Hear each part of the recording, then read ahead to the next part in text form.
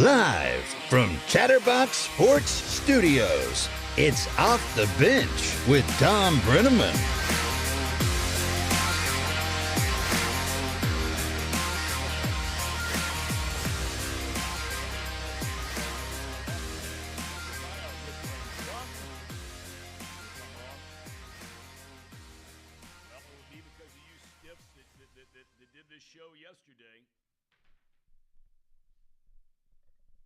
That's what happens when we don't check it. Is it on or off?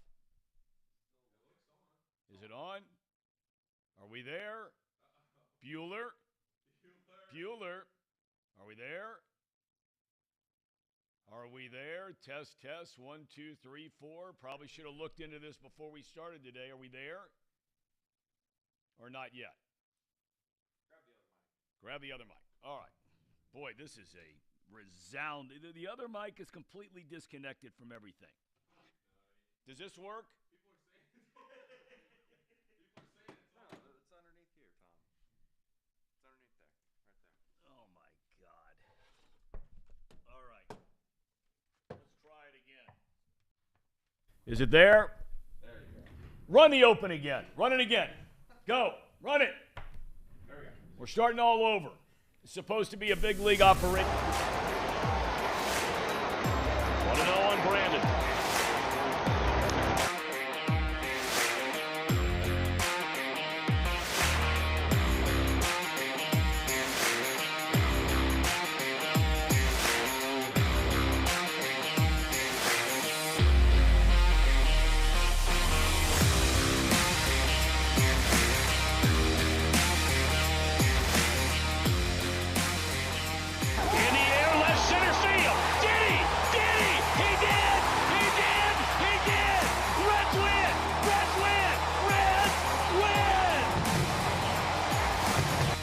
Live from Chatterbox Sports Studios, it's Off the Bench with Tom Brenneman. Well, good morning to each and every one of you. We welcome you, as always, to Off the Bench, presented by our good friends at United Dairy Farmers and Casey McAllister and Paul Fritzner. Has anybody seen the Bill O'Reilly video? Do it live. Hang on. I just want to say this one thing, Tom. I checked it this morning. Something happened between 9:50 and 10 o'clock this morning. Something happened between then. Run the Bill O'Reilly. I don't know what happened, but something happened between then. No Bill O'Reilly moments here. No Bill O'Reilly. We've already had more than our fair share of moments. We don't need any more. We come your way Monday through Friday, 10 to 12. And that is Eastern Time. You can join us on YouTube. That's the Chatterbox Sports page. Or if you'd like to join us in podcast form, by all means, just search Off the Bench with Tom Brenneman and you're dialed in. What's this right out of the gate? Tom, take it easy on the ham and eggers, sir. Boy wonder. I mean, is this participation trophy stuff here? For $1.99. We're taking it easy on them. All right, look, did you catch all this talk in the Reds clubhouse and then in some of the interviews they had after the game last night? By the way, the 5th win in a row. Apparently, around the clubhouse, the Reds are calling themselves America's team. I love it. Why not? Why not? This team has exceeded expectations. They start the year 7-15. They're winning despite the fact that their starting pitching has some of the worst numbers in all of baseball, and they have hit the 3rd fewest number of home runs among all teams in all of baseball. Yet they win, and they win. They've won 8 of their last 10, 13 of their last 19. And don't look now, but after last night's 7-4 win to complete a 3-game sweep in Kansas City, the local 9 are a game and a half out of first place in the National League Central. Going against the grain last night, Redlegs hammer 4 home runs, including back-to-back shots from Matt McClain and Jonathan India.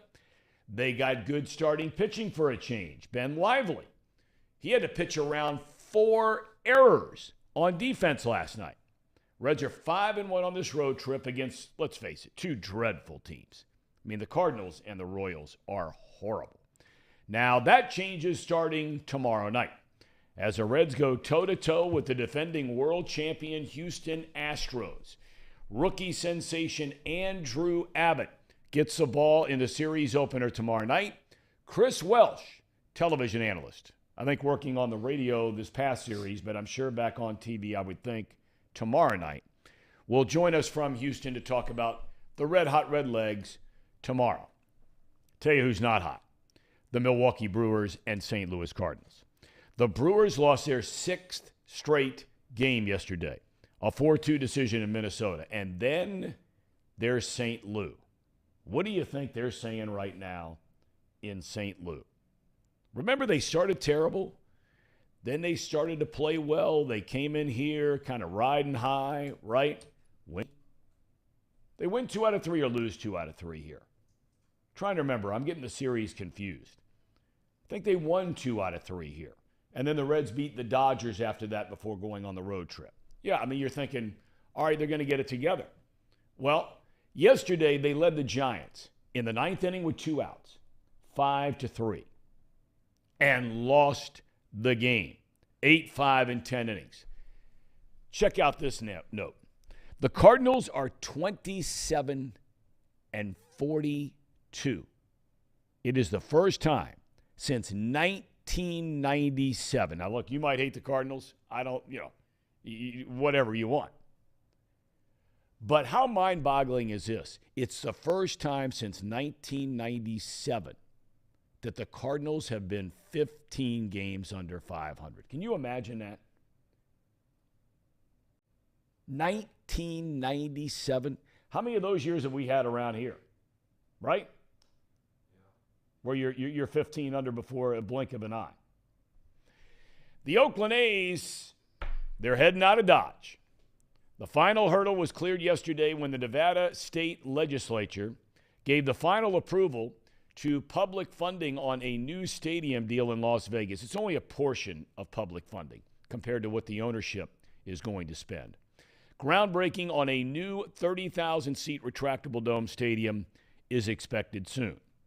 The world's best golfers gather this morning in L.A. In fact, they're already underway. And this is the best major of all of them. It's a third of the year. Why is it the best major? Because it's the everyman's major. They have qualifiers all over the United States. Guys that you go around that are out there hacking, they at least have a chance to qualify for the U.S. Open. The sport is still reeling, however, as players from both the PGA and LIV Tours are trying to find out how this merger is going to work, if it works at all. More on that later. Government's getting involved now. Los Angeles Country Club is hosting the 123rd Open for the first time ever. It's the first PGA Tour event at the Country Club since 1940, so there's a lot of mystery about this course. The city itself hasn't hosted a U.S. Open in 75 years. One interesting little footnote here. There's Bermuda grass as the rough off of the fairways. And you say, why is that a big deal? It's the first time that's held true in a U.S. Open since 2005. 4-time PGA winner and a guy right now tearing it up on the Seniors Tour. Steve Flesch will join us today at 10:45. All right, we've got hundreds, if not thousands already. Gentlemen, good morning. Casey, Paul, Elliot, Jacob, how we looking, men? Looking great, Tom. Another Reds victory. I think you said it. I don't think the Reds have had so many bad seasons in the past 25 years. The Cardinals are just experiencing their first. It feels so good to be on the opposite side. So good. You were saying that for you, the Cardinals are like the Pittsburgh Steelers.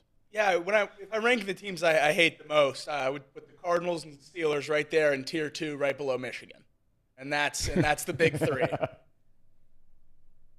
But yeah, no fondness for the Cardinals. So reading that Jeff Passan tweet last night about them being 15 games below 500 really made me smile. Oh, I think Joel Luckup was the guy who initially got credit for that, if I'm not mistaken. I used to sit next to him in the booth at the ballpark as a statistician for Bally's. He is still doing that. America's team. Jonathan India came out with Jim Day right out of the gate on the postgame last night, standing there next to Matt McClain. Gordon Wittenmeyer, who used to work in Chicago as a writer, now he's at Cincinnati.com. He's covering the team. He wrote extensively about it on Cincinnati.com today. What are your thoughts, Paul, Casey? I want to hear from you guys too, because, Jacob, I think you made the best point, most interesting point of all. You know what? Let's start with you.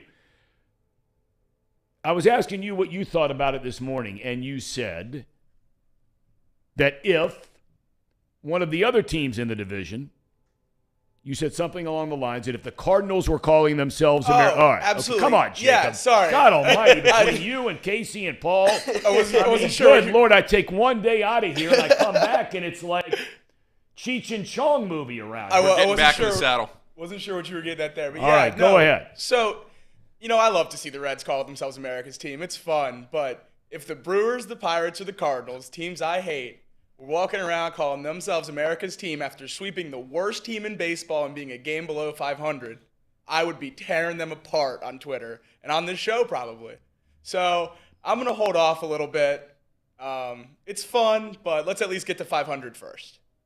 Yeah, I would have to agree. I think it's kind of silly. But, again, we haven't seen this kind of excitement in such a long time that I think it's kind of breaking people's brains a little bit. So if that's what it takes, a little bit of fun here, that's okay.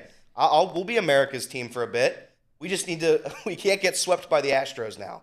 We can't be America's team and then just get swept again. So yeah, I mean, there's a danger when you're doing that, though, but I like the youthful enthusiasm about the whole thing. You know what I mean? I mean, it's kind of a rallying cry for the town that's been so down on the franchise for so long. What do you think about it? I agree. I don't think there's anything wrong with it. I think they're winning. The being below 500 thing is a tough pill to swallow. I'll say that. The being, you mean calling yourself America's when team you're calling and you're a game under 500? Even if you're one game above 500, but being 34 and 35 or whatever the record is right now, and you're one game below 500, and you're calling yourself America's team now. All right, I'm on board though. I'm all in. I'm on board. I'm riding with it. Why not? I think we asked the question back when they were 7-15. Will this team ever get close to 500 again on this season? You're thinking, are they going to slip to 10 or 15 games below? Kind of like last year where they dig themselves in so big of a hole early, then they play really well through the summer months, and then August, September roll around. They're not playing as well anymore. Why not? Roll the dice. I mean, this is fun. I'm not going to criticize it. Casey, I mean, you acknowledged before the season started that this year you were going to get into baseball for the first time ever, right? That's right. I mean, you've gone to a ton of games. I mean, I can't speak for Jacob or Elliot, but as far as the rest of us around here that have been here a while, you've been to more games than anybody. Yeah, that's correct. And you've been tweeting out that it's must-watch TV all the time, right? Yeah. So what are your thoughts about America's team? America's team. I don't know. I think America's team is the Cowboys, right? I mean, I don't know. Yeah, and how have they done lately? Right. I don't know if that's a name you want to hit yourself onto, truth be told. Yeah, I mean, that's kind of they've been like awful since Aikman left. I almost cringe a little bit. They're not even above 500. They're really fun to watch, but they're not America's team. They're our team.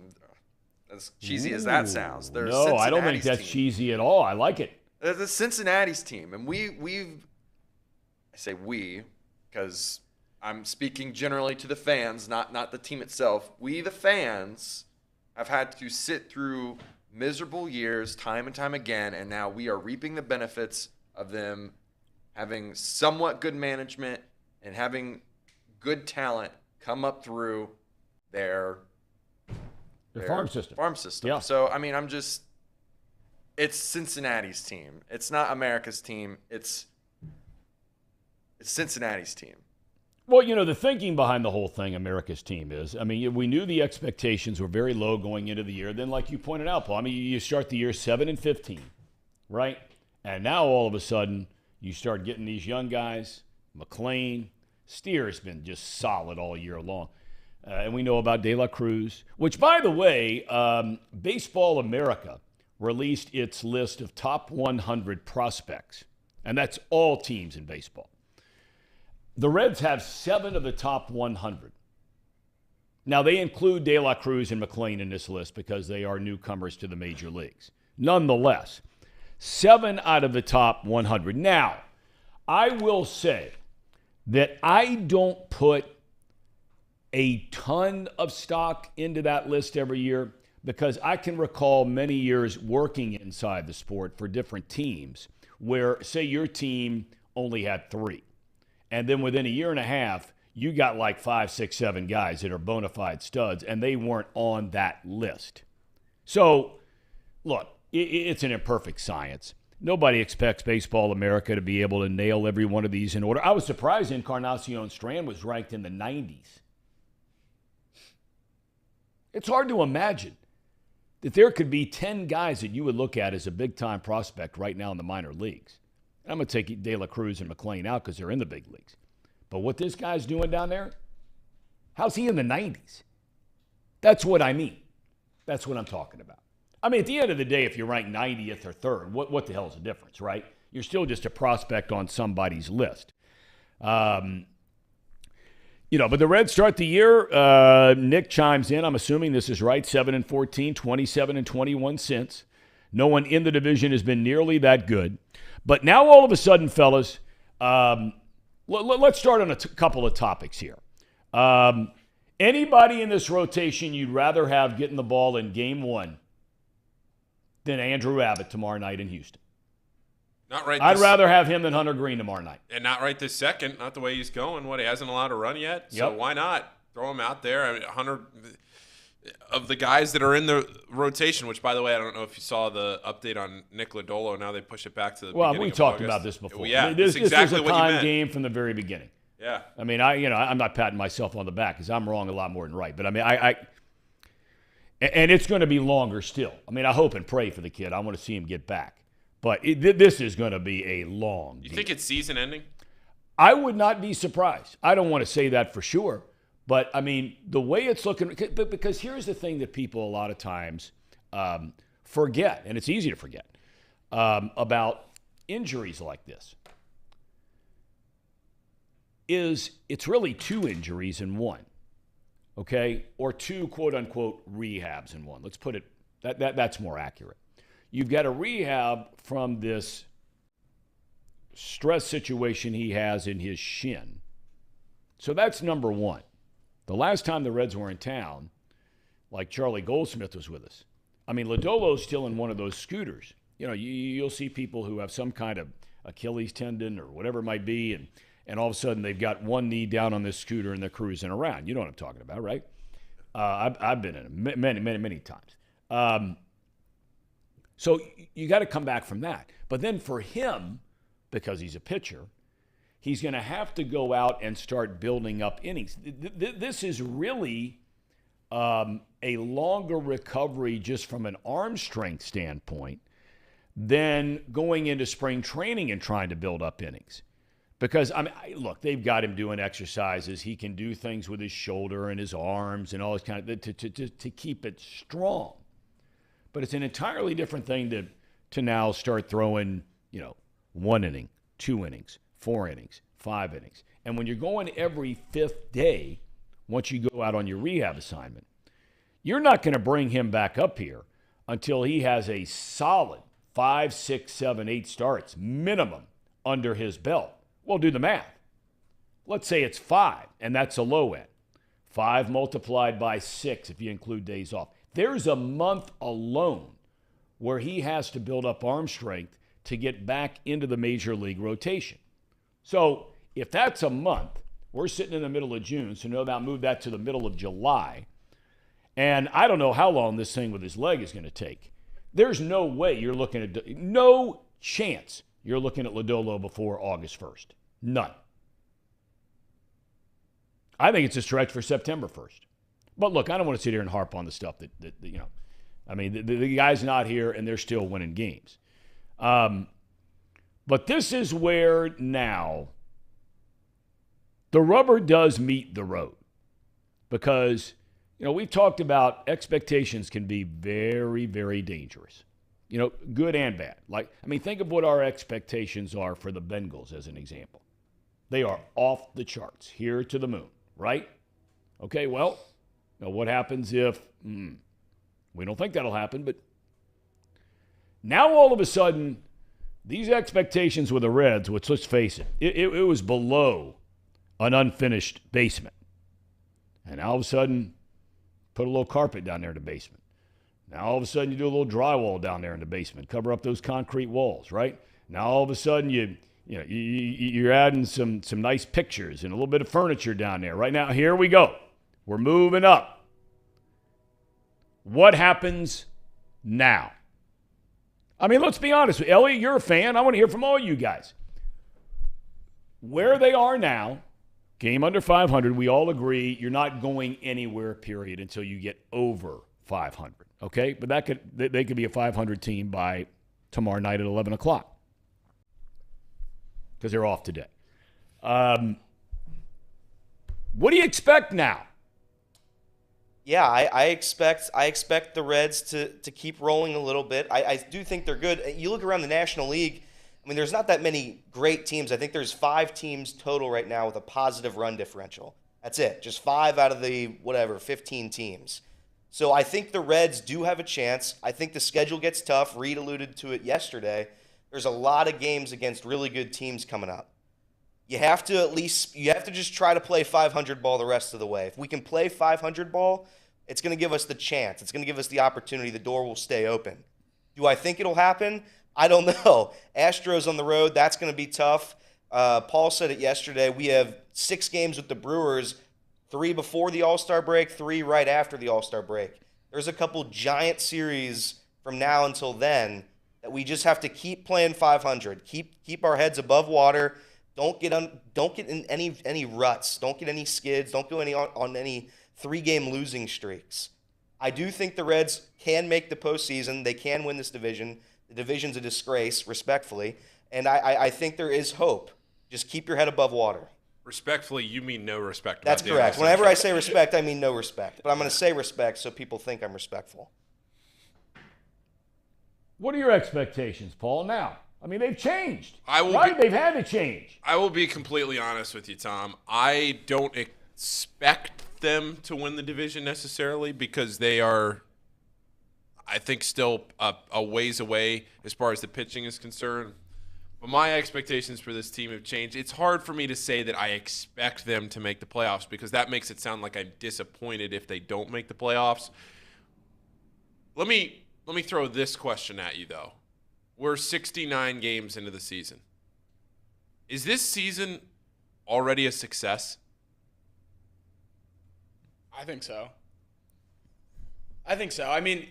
The end goal of this season, Nick Kroll said it before the season, was to get these guys up and get them valuable experience before 2024 and 2025 when we really want to compete.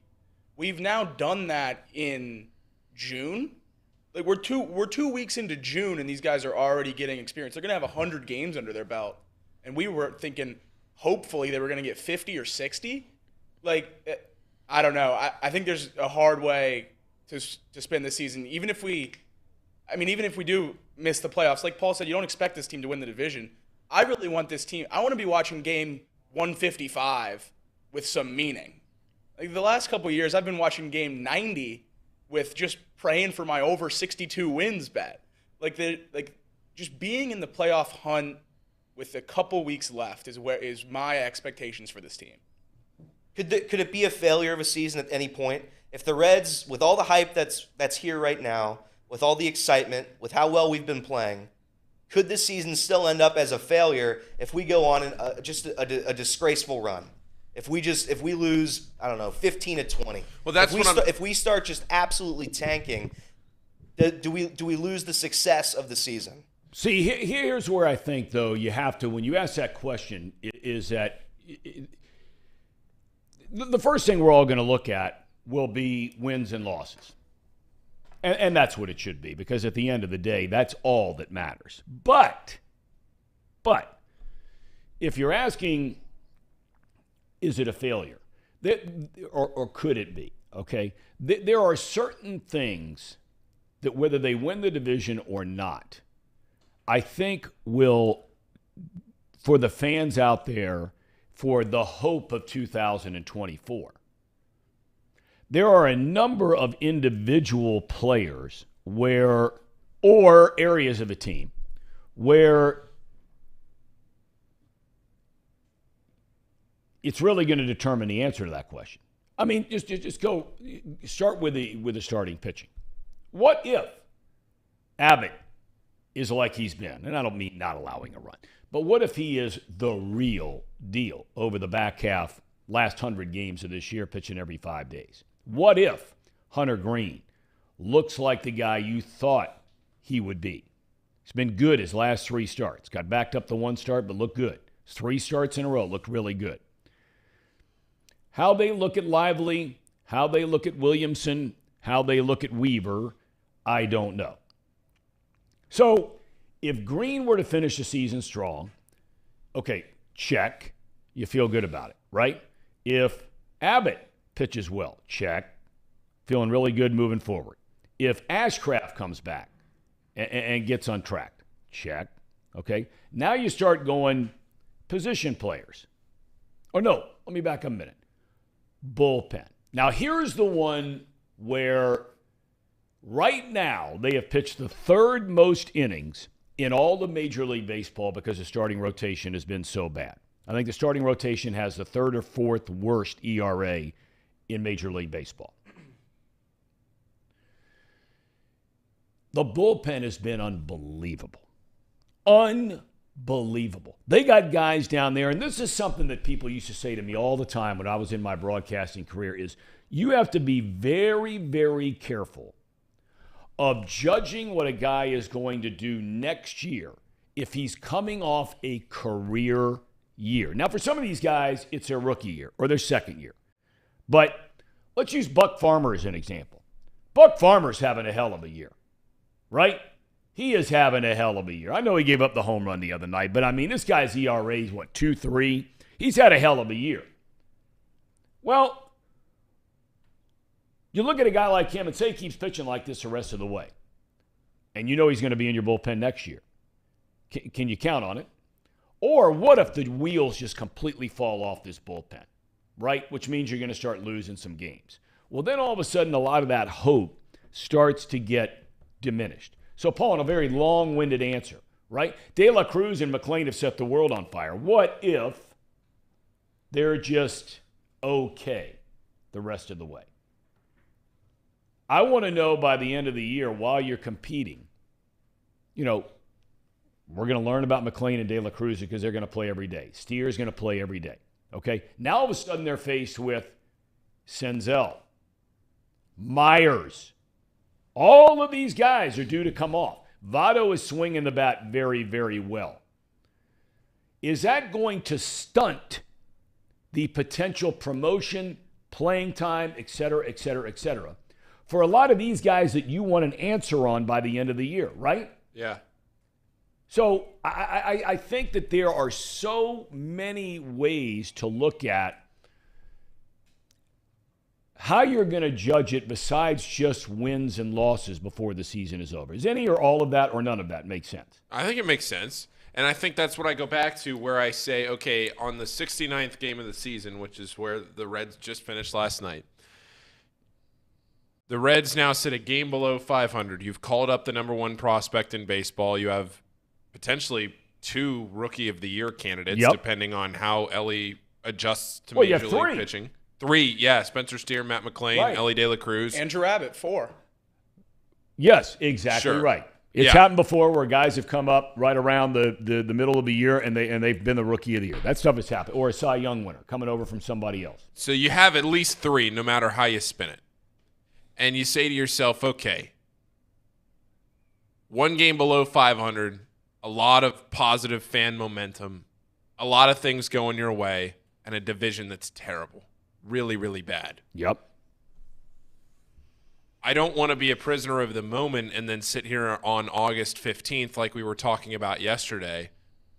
Tom, I posed the question to all these guys yesterday that the Reds' win total is 65.5 for the season. They have 51 games, well now 50, between last night and August 15th. Would they get to their win total by August 15th? And Reed was pointing out how difficult the schedule is. You got to play the Dodgers, you got to play the Astros, you got to go back in the division. Reds have not played. Call the Brewers and the Pirates what you want. Reds are 3-8 against them this year. They've not played well against the division. Flip that to 8-3, and we're an entirely different ballgame No right question. now. Play the what-if game all day long. Yep. My point with all of this is I think the Reds and their fans need to understand where the Reds are right now and what they are doing. And if things go sideways, as long as things don't go sideways to a significant enough amount that you can tell that it's going to weigh on this team in the future. If things go sideways in the sense that they end up on the season 10 or 12 games below 500, all right.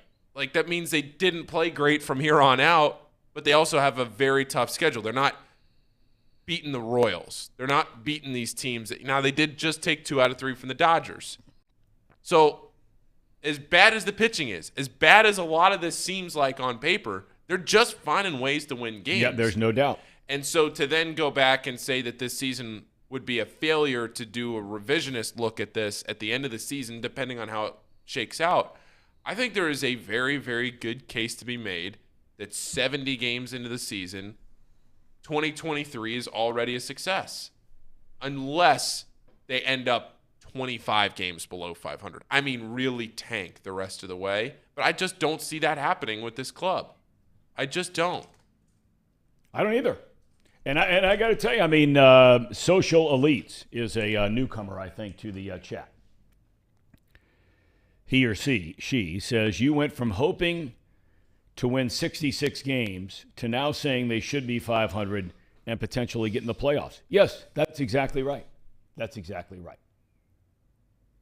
My expectations of this team have changed enough where now, and I look at their talent compared to the Pirates, their talent compared to the Brewers. I mean, do the Cardinals have a run in them? I don't know. Their talent compared to the Cubs. My expectations have changed dramatically. This team, to Jacob's point, game 155, barring now the unforeseen, guys getting hurt, okay? But the roster they have right now, with the potential addition of Ashcraft in the short term, and we'll see about him. I'm not buying into him, but we've seen him good. I'll give him that much, and he's still young.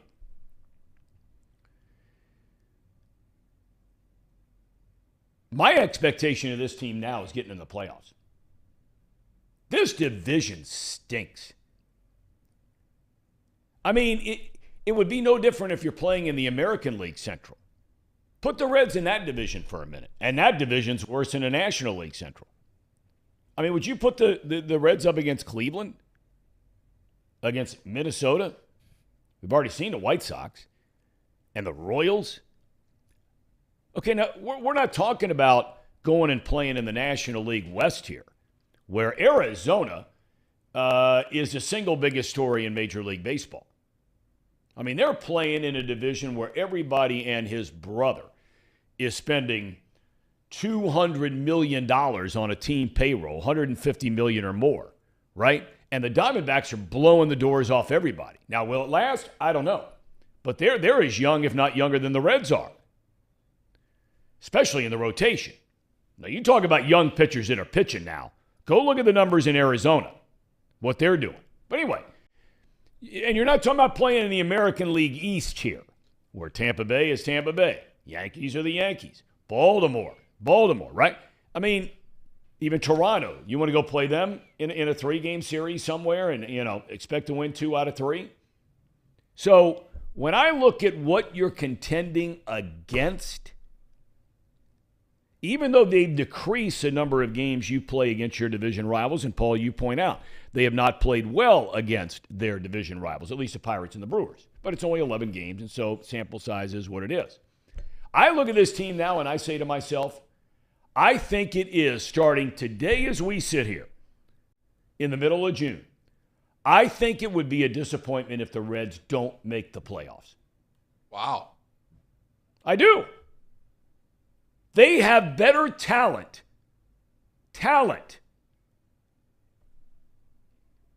Or as good a talent. Let's just go with that, okay? They have every bit as good a talent that takes the field. They don't have a star at every position, but I tell you what, they're knocking on the door of having stars at, for sure, 3 positions. And, we'll see how it continues to move with Stevenson. He's as big a part of this team moving forward as anybody. Because if he can get this thing rolling, he's been better lately. But they need him to be a force in the lineup.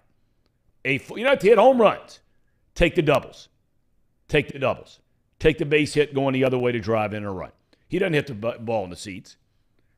So, yeah, I mean, what would make you're a big baseball guy, Paul. Yeah. What would make you believe that they should lose to the Brewers or the Pirates? What did they have? Now, the Brewers potentially, that starting rotation is supposed to be really good, but they've not been. When you look right now, if you had to play a best-of-7 series tomorrow, what would make you think, or do you think, that the Reds would not be a favorite against the Brewers or the Pirates? They would be. Okay, well, if that's the case, then why is the expectation for you not at this point in time, middle of June? Why not the expectation is go win it? Go win it! This is go time now. I mean, nobody thought you had a chance. And to all of a sudden to say, well, boy, our schedule's tough. Shit, everybody's playing the same schedule in Major League Baseball now. You're playing the same number of teams in your division, and you're playing the Dodgers 6 times just like everybody else is. You're playing the Padres 6 times like everybody else is. You're playing the Yankees. Everybody else is. At this point in time today, this is go time for the Reds. If this team finishes 15 or 20 under 500, I don't care what they did last year. I don't care what the expectation is for this year. If they finish 15 or 20 under from where they sit here today, this season is a disaster, in my opinion. It's a tremendous letdown.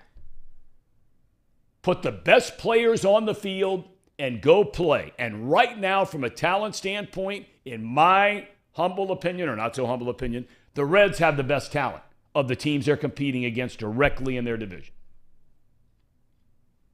Yeah, find me a brick wall. Fire me up, Let's Tom. go. You're in. Buy the hype, Look, Tom. I'm not sitting here cheerleading. You guys know me better than that. I try to separate myself from the whole thing. But has anybody watched the Pirates or the Brewers? Has anyone watched the Cubs? These teams are not very good.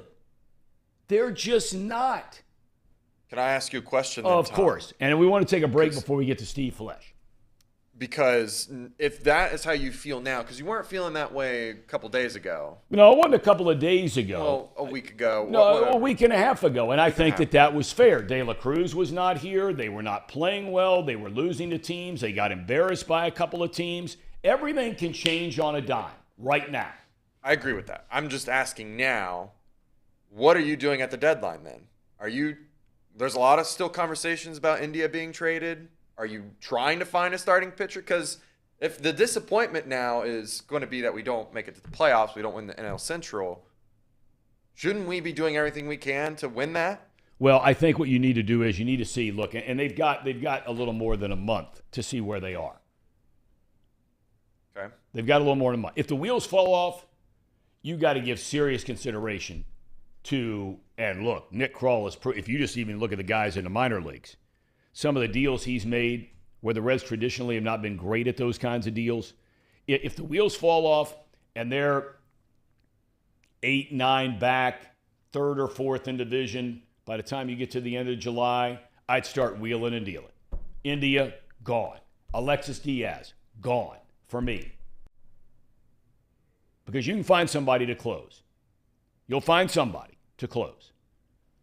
And, but if you get to that point, and you're right there, say where you are today. Say you're a game under 500. You play 500 baseball right now for the next month. Okay? Yep. All right. And you're a game and a half, 2.5 out of first. There are going to be some minor leaguers going to get shipped out of town to give me a chance to win this year. I'm not talking about emptying the barrel here. I'm not talking about that. The Reds have enough prospects down there where once the Reds determine, okay, really at the end of the day, and I'm taking De La Cruz and McClain, all those guys out of there, Abbott, at the end of the day, if you rank 1 through 10 who you think, and you better know your organization better than somebody else does, if you say to yourself, these are my top 3 guys that under no circumstances am I going to trade, okay, then put them on a different shelf, right? But the other 6, 7, 1 or 2 of them I make available, roll the dice, try and win it this year, absolutely. All right, we got Steve Flesch coming up. You guys continue this, Ham and Eggers. Take it away. Take it away, man.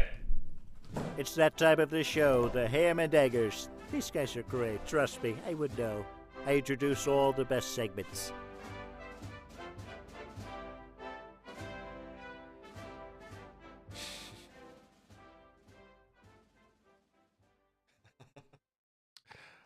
The hype's been bought, boys. The hype has been purchased, and it is not on layaway. There are no returns. There are no returns on the hype. And also, have we talked about the Bengals yet today? Do we want to? Let's flip a coin. Is it the Bengals or the Bearcats report today? We'll Oh wait, no, talk it's later. Tracy Jones is on today, and Tracy Jones is brought to you by Encore Technologies.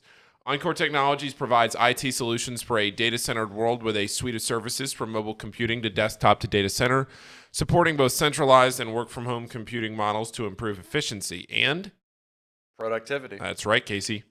Visit encore.tech. The path to innovation begins here.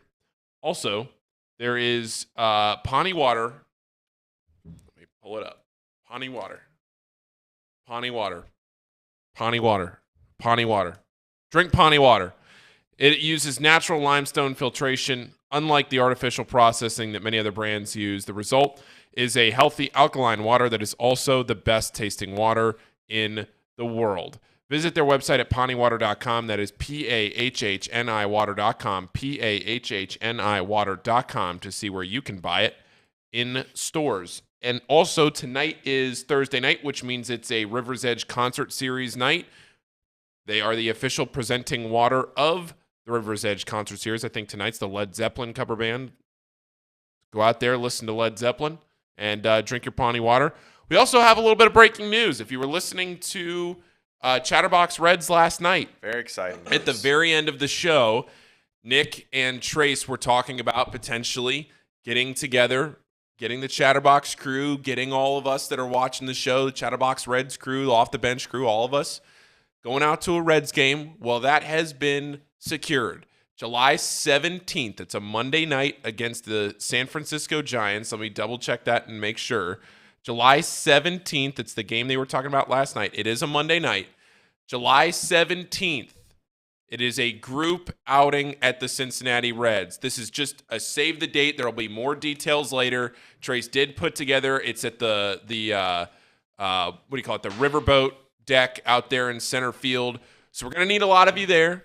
More details will come out about it later. We're not going to get into all that now. Tracy's still got to figure out a lot of that, but the date and the game has been secured, so we will be there for that. That's, again, July 17th. They'll promote it on Chatterbox Reds. We'll keep promoting it here. July 17th at the Reds game. It's against the Giants, July 17th. It's a Monday night. We will see you all there. Also, like the stream. We are at 44 likes right now. We have almost 200 people watching the show. This has been one of our better numbers as far as show watching in a while. So make sure you like the stream, subscribe to the channel. The Chatterbox Reds channel is popping off, or the show is popping off. Everything's doing great. Reds are doing great. And like the stream, subscribe to the channel, drink Pawnee Water, get your coffee from UDF, get your technology solutions from Encore, and bet with Betfred. All right. I have pitched the people, Tom, on everything that they need to know. I don't think there's anything they don't need to know. unless there's anything you need. Well, no, the only thing here, I need to know a lot of things. Believe me, I all the help that I can get. But thank you for the offer. Listen, guys, all tell me I bought the Reds hype. I'm not buying the hype. I think you did. No, you bought the There's hype. no return You bought policy, the hype. Tom.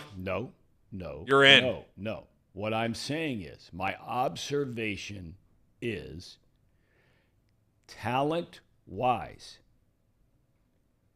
they have as good as, if not better, talent than any team they're competing against in the National League Central. So if you believe that, and I do believe that, if you believe that, then there is no reason why you shouldn't believe that they should be in this thing at the end. I don't care what their schedule is. You know, look, the old adage, it's not who you play, it's when you play them. And right now, we can talk about all these tough teams the Reds are getting ready to play. Well, they got to play the Reds. What was the Bengals saying? They got to play us, right? Wasn't that their big thing? They got to play us. Got to play us. And when you got it rolling, you know, Bengals won all those games in a row to end the season last year. You didn't want to play them. Everybody talked about how tough their schedule was, me included. Were they going to be able to, you know, sort of sail through the big waves and get to port? They blew the doors off just about everybody. And so right now, the Reds, they got it going on. They got it going on. What does that mean, Tom, moving into the Waffle House? Steve, this isn't Waffle. I tell you, guy, let's shift gears to the United States Open in golf. Friend of the program, we love having him on. My goodness, Steve Flesch, you are tearing it up, man. I mean, 3 tournaments in a row, those ones you just went on, including the PGA, and then last weekend in Madison. You got it going on, man. Is this as well as you've played in a long time? It's as well as I've played this year, Tom.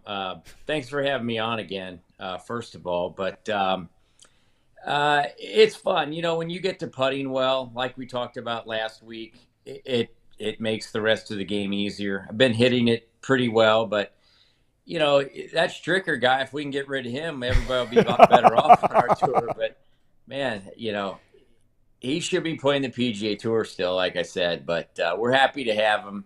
He's just a tough guy to beat right now, but my game's been in pretty good shape. So, you know, you just, like you say, I just heard you saying with the Reds, you catch the wave when you can out here. And I'm having a lot of fun watching the Reds. I stream them when I'm on the road. You know, I got a lot of downtime in the evening, so I stream Bally Sports and, you know, watch all their games, but it helps pass the days. But it's certainly fun to play well. It makes the game more fun. Well, we're really happy for you, and we're really excited how well you're playing and continuing on. When are you going back on the road again? I know you're home right now. When are you heading back out? Where are you going?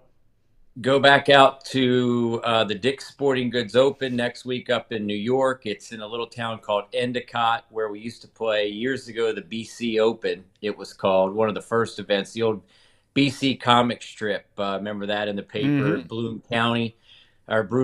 Yep. We play there. And then go from there to our U.S. Senior Open in Wisconsin, in Stevens Point, Wisconsin, which is in the middle of absolutely nowhere. But it's 2 hours from, I think, Madison, Milwaukee, and Green Bay in the center of the state. So I don't know how we're getting there, but that's where we're having our U.S. Senior Open. Well, it's an easy drive up there. I mean, come on. I've driven to Wisconsin 1,000 times. That's an easy ride. A little on the boring side, but it's an easy ride. And once you get through Chicago, you're gold. All right. A number of interesting things going on right now, including, of course, the U.S. Open. But as it pertains to the U.S. Open itself, I made reference earlier. The L.A. Country Club, there's kind of a mystery about this whole thing, right? Because there's never been a U.S. Open on this course. They haven't had a PGA Tour event since, I think it was 1940. There have been some certain things there, so a couple of guys have played it, but it's guys that have been around for a while. What are your thoughts on this LA Country Club? What are you hearing about it? Well, I know about as much about this new one as you do. I played it I want to say 10 years ago before they did the renovation. I mean, it's in a phenomenal piece of land. I mean, it's literally right in the heart of LA Yep. by Century City. Um, I do know they don't like celebrities there, no celebrity members. It's not like Bel Air where it's a who's who when you walk into the clubhouse of who's playing that day. But LA Country Club, Gil Hanse did the renovation, who I worked with when I was with Fox Sports doing the U.S. Open events. And Gil's fantastically talented man. He's really got a knack for bringing back what the intention of the original designer wanted, but and parlaying that into how far the modern golf ball goes. None of these courses were designed for the ball that we play today. They were designed for a good drive being 220 yards. So now with these monsters that, hit it a mile, he's great at incorporating the original intent of the designer with, the energy and the power of these new guys. So it looks phenomenal on television. There's a lot of long grass out there, which, I'm not the straightest driver of the ball. That stuff gives me the willies, but it's going to be interesting. If it stays firm and fast, like I guess the forecast is not really calling for any rain, it's going to be an exciting Open, but it's one of those events where it's not like watching Oakmont or Brookline or some of these traditional venues, Wingfoot, where you know what you're going to get. All these players, this is kind of a new deal for them because they've never played LACC in its modern state. So it looks really cool. There's 2 or 3 par 3s that are over 240 yards, which is one of them's 290. I mean, I think that's asinine personally, but I've seen the holes on TV and they say it's 290, and I'm like, well, where's the miss? Like one of the things that makes courses great is, okay, you got a 290 par 3, but there's some place to miss the shot because, you're going to get 25-30% of the field maybe that hit the green. That might be high from that far.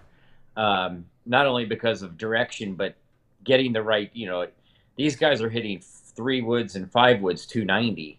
It's hard to hit long clubs that straight consistently, but I can't wait to see how the USGA sets it up if they're actually going to play it at 290. I suspect that they can't play it that long every day. Wind direction, and especially if it gets firm, nobody will be able to hit the greens. But it looks really cool on TV, and a lot of golf courses that look really cool aren't very fun to play because they're insanely difficult. I want to ask you about a couple of those things, though, that you just touched upon, and that is I made reference earlier. You talked about the rough, and I read the article where it's Bermuda grass, which is the rough off of the fairways. First time in a U.S. Open since 2005. What does that mean? Not to the common schlep like me, but for a pro trying to go there and compete and win. What does that mean? That's a great question because where we live in northern Kentucky, greater Cincinnati, we don't have Bermuda grass. So a lot of people who live around here don't know what that means. If they've traveled south to Georgia, Florida, out west in some places, Bermuda grass is it's basically a weed. But there's not much structure to that grass, meaning the ball falls to the bottom of it. There's no support, so to speak, the stalk and it doesn't prop it up. Right. It does, like sun. Right. Yeah. Yes. Thanks I was trying to describe that. It doesn't prop it up, so it sinks right to the bottom. Well, if you get Bermuda grass that's over 2 inches long, and I think it's 3 to 4 out there, it falls straight to the bottom of it. And it's like sitting in the bottom of like a grown over bird's nest. And you don't even see the whole ball down there. You see like that it's just a golf ball, but you don't see, you can't figure out where the bottom is, like meaning underneath the ball as easily. So contact is tough, but there's so much grass then when you hit it that gets between your ball and the club that you don't have spin control. It's a guess. So you play it kind of like a bunker shot. And sometimes it comes out fluffy and dead. Sometimes it comes out fast and hot. So you have to be really good at reading the lie and just kind of guessing. It's like hitting out of a pile of shoestrings. You know, sometimes that's kind of the sound and the feel of it, and it's unpredictable and it's insanely penalizing. So, you know, the grass we have around here, it's more predictable.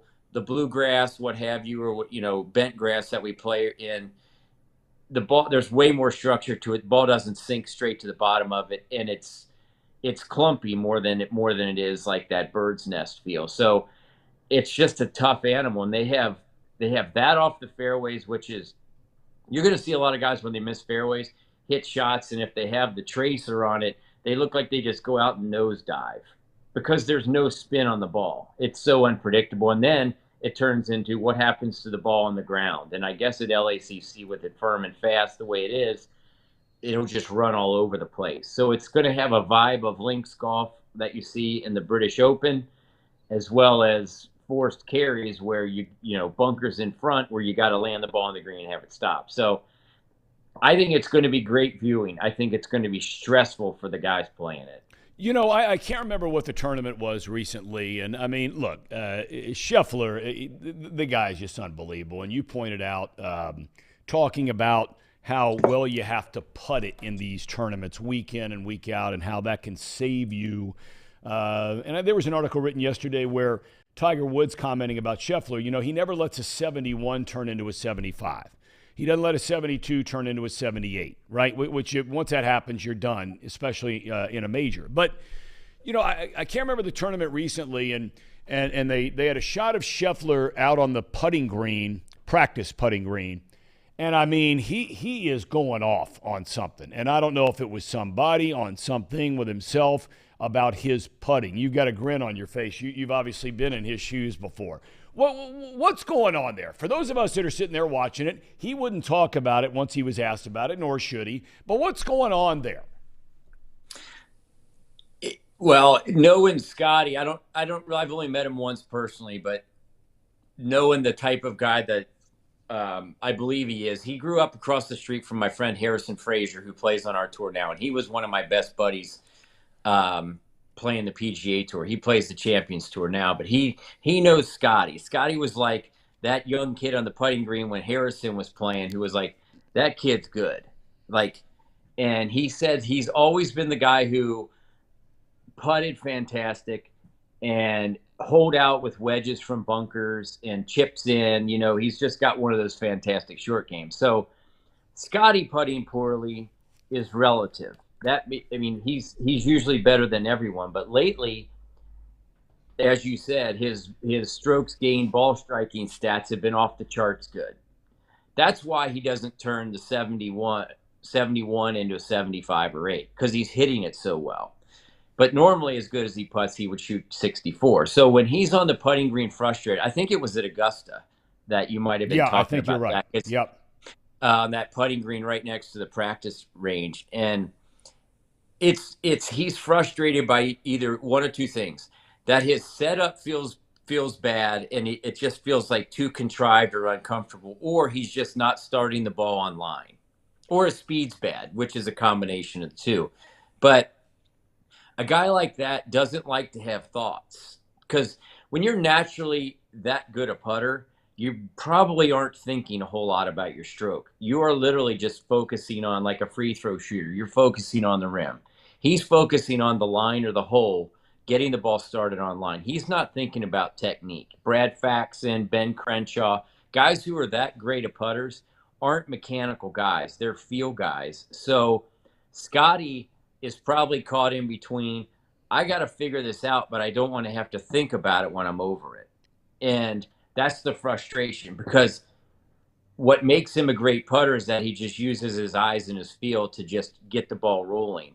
Well, he doesn't want to think before he takes it back. Okay, I've either got to keep my weight more on my left foot, or I got to feel like I'm holding the putter more square going through, or as opposed to letting it open and close. That's toxic to a guy like him, because he doesn't want it to be mechanical. He wants it to be point and shoot. Throw me the ball, I want to shoot it.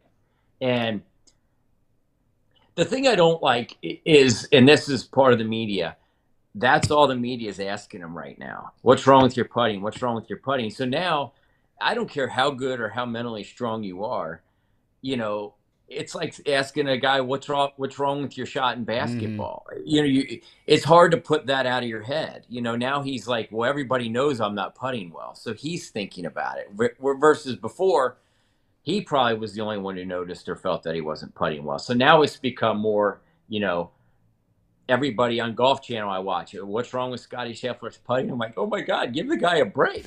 I mean, but that's the world you live in. It's part of it. You live in the bubble of professional golf. But he's caught up in, I know I'm getting long-winded, but he's caught up in the mechanics of it and fighting that because he doesn't want that. He just wants to start making putts again. That's really all he probably, is spending hours on the putting green. And sometimes when I'm putting poorly, I go up in the evening, 7 o'clock, 7:30, and I just putt with one ball around the putting green. And I don't make it mechanical. I just want to get my feel back. It's like a guy shooting alone in the gym. Nobody around, nobody to bother me. Just let me figure it out. Just kind of, some of that time on your own is the most valuable practice time ever. And that's, you miss that sometimes because you feel like you can only practice on somebody else's schedule and do, you got to practice during the day when a lot of times you want everybody to be gone. That's why Tiger Woods played his practice rounds at 6 a.m. He wanted to get there before everybody and all the distractions. Hell, he would beat, the people in the locker room to the course sometimes. He just wanted to get his work done and be out of there by 10, 11 in the morning and go do his workouts and whatnot. And I suspect with Scotty out there during the day and the millions of cameras around and whatever, it just focuses more on what's wrong with this game. And it's hard to really put that out of your mind sometimes. The last thing I wanted to ask you about, I read a lengthy article yesterday, and I can't remember who wrote it, about now the government getting involved and taking a look from an antitrust standpoint with this Live PGA World Tour, everybody coming together, and the news we were talking about, we had you a couple of weeks ago.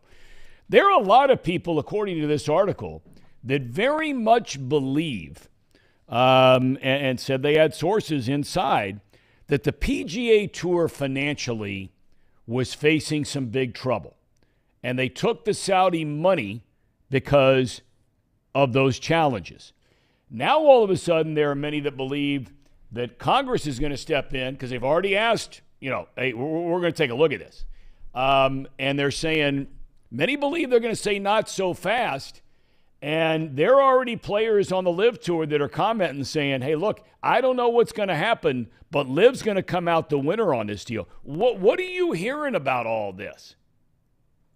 The same thing you're hearing. Even I'm watching yesterday some of the live from coverage about the U.S. Open, and Justin Rose, big players said they don't know anything, which is it's shocking to me that a merger of this magnitude could be announced with so few details.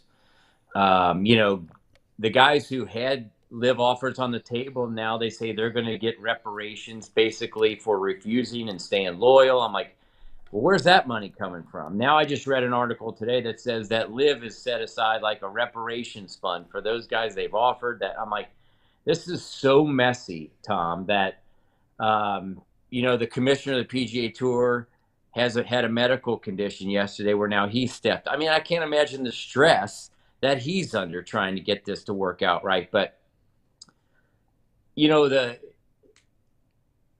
not that it's a conspiracy theory, but the DOJ, who I guess is now, was involved with the antitrust lawsuits and stuff with this, the word we hear is that, yes, the tour had already had $50 million in money they've spent on this lawsuit with the Live. That's a lot of dough. And really, I don't know if there was an end in sight. So naturally, I think the PGA Tour is trying to make this end. Who really knows with Saudi Arabia what their involvement is with our country? Whether, I'm sure we have deals with China, we have deals with Taiwan, everywhere. I'm sure we have some sort of financial deals with Saudi Arabia. I'm not so sure the DOJ wants to disclose the findings of opening their books either. So the suspected reason for this merger on from a lot of the players and some of the tour staff is that they were basically told, you guys need to figure this golf feud out, because we know the PGA Tour don't want to open up their books for antitrust. We know Saudi Arabia and the U.S. don't want to open up the books about what's going on there. Figure this out. Well, then we think, this was going on for a couple months. The negotiations between our commissioner and Yasser Al-Ramayan, the head of the fund, they got scooped. And I don't remember if I mentioned this on the show a couple weeks ago with you, but so they didn't want this to leak out. They wanted to get ahead of it, release it. And that's really, honestly, Tom, other than that, nobody knows any details. I saw where a couple of the Democrats in Washington want this investigated. Is it Blumenthal and Elizabeth Warren want this investigated? Yep. Well, that has to happen anyway. I don't know if it's, the DOJ or somebody has to, with an entity as big as the money in the Saudi fund, them merging with any company in the United States has to be approved by our government. So that has to happen anyway, but nobody knows. There's so much gray area here, Tom, that, I read an article too, and, it was like a Sports Illustrated, not some, just random blog site that said, that the live was going to be reduced to just a handful of events, and that's it, after this year, and then other sites have said, oh no, it's all live's going to go on through 25 full schedule. I don't think the live players know. I don't know if Greg Norman will be around. I think that would be one of Jay Monahan's first requirements, is that he's not working alongside Greg Norman.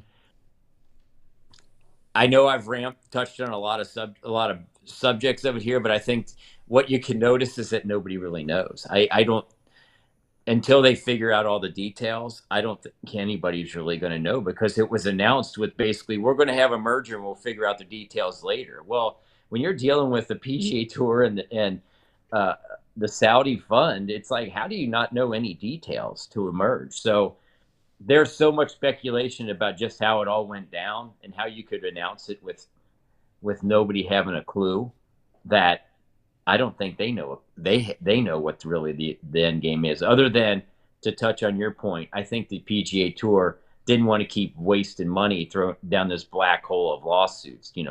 They've already spent $50 million. Damn, I wish I was a good antitrust lawyer. Yeah, no kidding. But, you know what? Hopefully I can come back on in a couple weeks when we find out some details, and we'll be able to talk about it. But the gray area is very unsettling for us players, and I'm sure the staff at the PGA Tour and hell, probably the Saudis don't even know everything that's going on, because the PGA Tour's got to approve it, and the Saudis have first right of refusal. So I think it's day to day trying to figure out how this all shakes out, but it's not a good look. I'll be the first to admit that. No, it's not. Well, Steve, we always thank you for your time and your expertise on everything. Keep stroking them. Keep getting those birdies and pars, my man. All the best.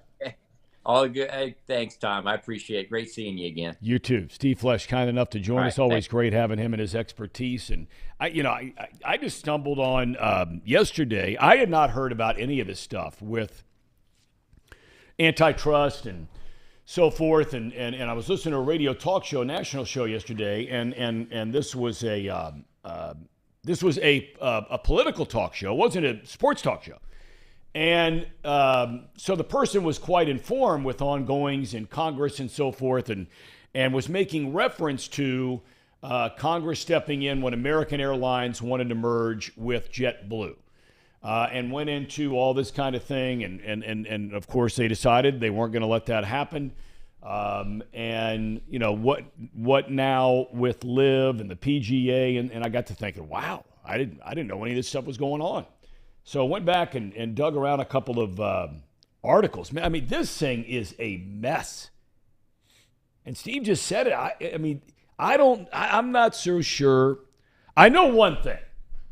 If I had to be the one guy in the room, right, that's got all the leverage on this deal at the end of the day, he may not get everything he wants. He may not get anything he wants. But the guy carrying the bag of dough is the guy you want to be, right? I mean, that's the Saudis. They're carrying all the money. The PGA is clearly, as Steve pointed out, they've spent all this money not wanting to open up their books. And, man, this thing has layers to it that I know nothing about. Steve knows more about it than I do, and you just heard him say he's not even sure where all this is going. But it makes for incredible intrigue because, here we were up till 2 weeks ago where you had LIV and you had the PGA. Then all of a sudden you have this, theoretically, this merger. And all of the talk and, the repercussions from it and Rory McIlroy. And a lot of people believe he's going to play really well this week because that, the weight of carrying the PGA Tour on his back maybe is finally off his back and he can just go out there and play free and easy, whatever. That's the whole media thing that Steve kind of referred to a minute ago. But this thing is a mess. A mess. Are you guys big golf guys? Yeah, I like it a lot. I'm excited. I usually watch the majors pretty closely. I'm really interested to see how it is because it feels like, every tournament we've had since PGA and LIV split, there's been, at least to some degree, a storyline of two guys getting paired up together or button heads at an interview or something at every major event. So now with them together, you got to think that most questions asked by the media are going to be about the merger. So it's going to be at the forefront of everyone's mind. It's all they've been talking about for the last 5-6 days.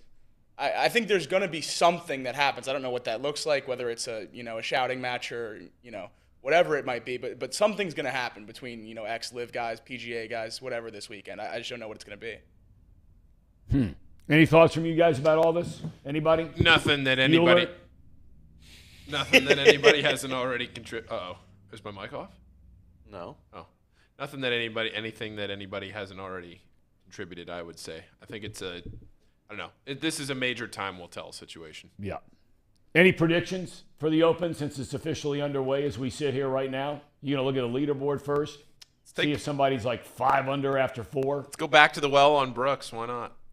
Victor Hovland. Victor Hovland's hot. Oh, you're a big Victor guy? Yeah, I'm a Victor guy. I tell you what, he won a lot of fans after what he did a couple weeks ago at the Memorial. For those of you that don't know, he won the Memorial, but he had promised a buddy of his who was trying to qualify for the Open. Yep. Is that right? Yep. They had an Open qualifier on the same course where he won it up in Dublin. And he had promised a buddy of his, I'll caddy for you. Right? Yeah. So he wins on one day, and the very next day he's caddying for his buddy. Now that's a big league operator. Absolutely. For sure. Tom. Yo. The Republicans beat the Democrats 16-6 in the congressional baseball game last night. That's not a surprise at all. Your thoughts? All of the libs, they all go to Hollywood. They direct the big movies. They act in the big movies. So, that's what they are. All the athletes, I mean, they get it. So that's what happened there. What, 3 or 4 years in a row they've kicked their tail all over the field, I think it's right? 3 years in a row. Okay, well, I mean, come on.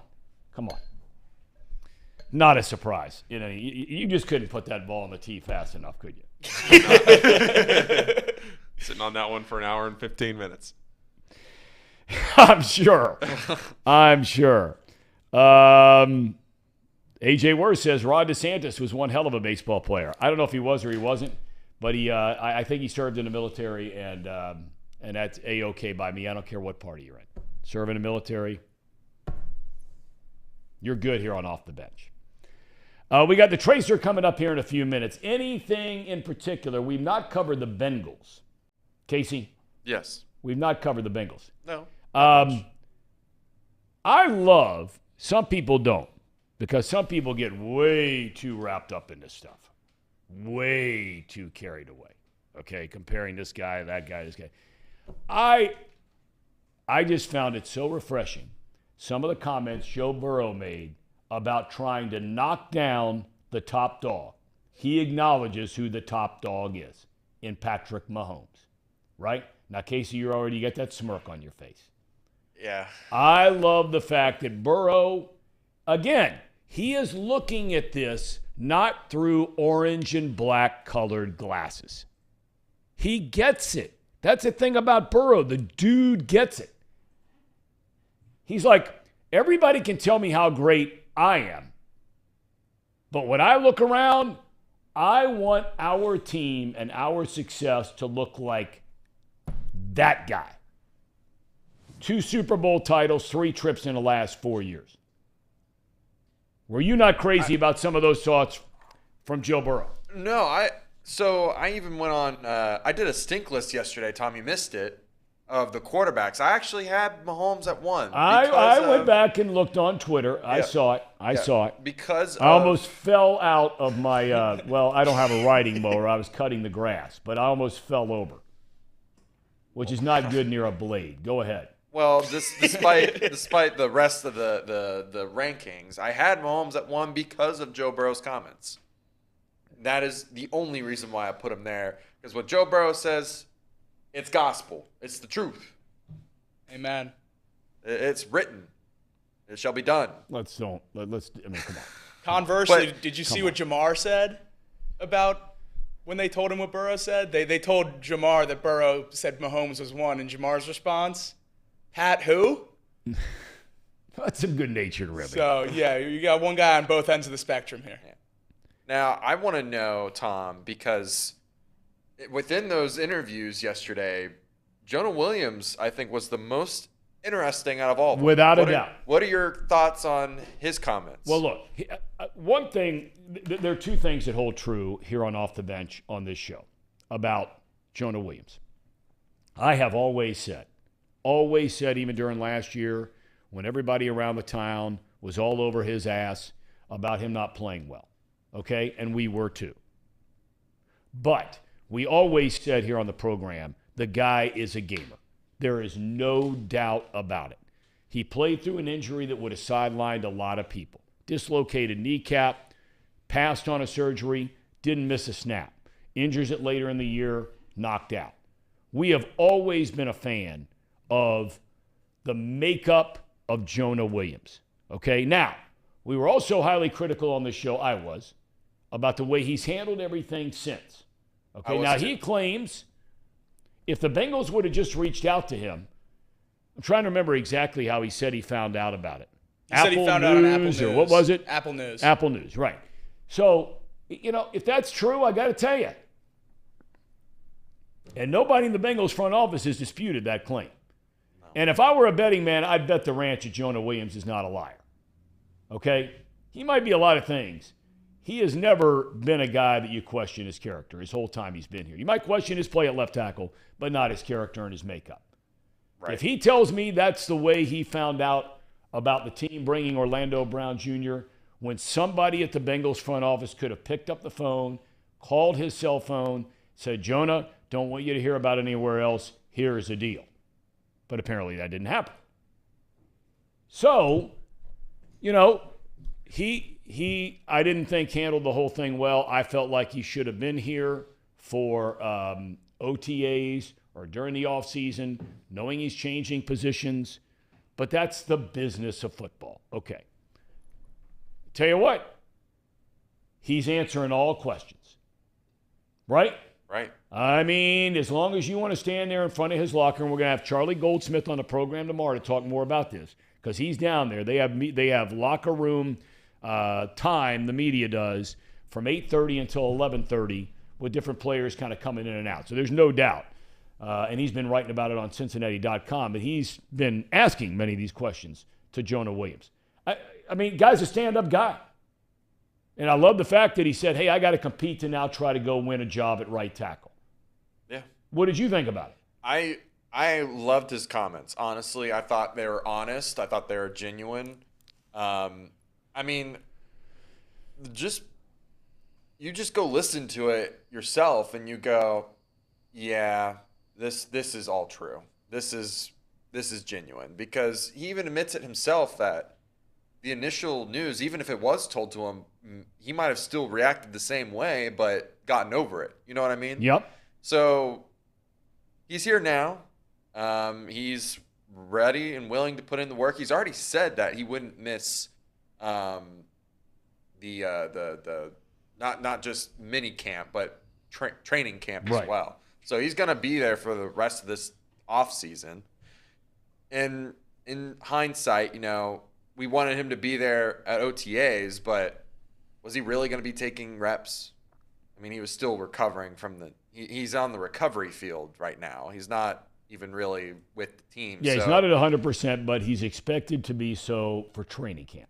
Yeah. So, I mean, I'm happy he's here. I think it was always him. It was always going to be him if they didn't trade him. They didn't trade him. Let me clarify that. If they didn't trade him, it was always going to be him with the money, the play on the field, everyone else's injury history at the current moment.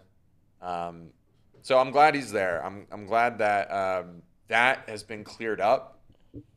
I don't know how to feel about the front office, though, and how they handled that situation. That, to me, is like, I don't know how I feel about it. I mean, they're handling what it do you, the best. What do you mean? What do you mean you don't know how you feel about it? I mean, this seems pretty. If it's true, and we're agreeing It's at least standard. for this conversation, we believe what Williams said is true.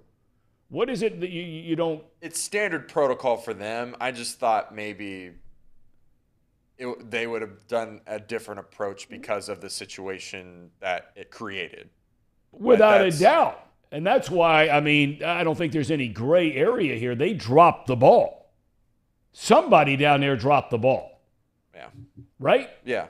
I mean, it could have been – that's when you get into probably – I mean, again, I'm not down there. But we've all been in meetings like this or around, Paul, coaching staffs, whatever it might be, right, where somebody thinks, well, I can't do that because there are 3 or 4 people above me here, right? That's Katie's job. That's Troy's job. That's Mike's job, right? Talking about the Brown family. And then maybe the offensive line coach, Frank Pollock, is thinking, well, that's all of their jobs, and it's Duke Tobin's job, and it's Zach Taylor's job. So, and then you could start slotting in every one of those people with somebody above them outside, of course, of the Brown family. But, yeah, for a guy who you drafted number 1, and again, you can be critical of his play on the field, and that's completely warranted at times. He's played good too, but somebody's got to handle that better down there. Yeah, I mean, I think what they did was normal standard operating procedure, but it was a whole different. This is a different scenario, right? You're not just replacing anyone on the team. You're replacing your starting left tackle, who was your best offensive lineman 2 years ago. He's a guy that's really a first over round the last 4 years. Yeah, and it's you haven't done anything with Jonah. Like you didn't tell him any plans like at the end of the season that, maybe we plan on trading you or anything like that. Like there was no communication on that. So someone did drop the ball on the situation. I don't know if maybe it was just not recognizing the situation itself. Right. That's what the issue I have with it. Well, I think we had Jay Morrison a couple of weeks ago. And by the way, I failed to mention this the other day, and I actually was communicating with Jay. Many are aware that The Athletic, the website, which we talk about regularly on this show, had a lot of cuts, like a lot of businesses do. Yeah. And Jay Morrison was cut from The Athletic.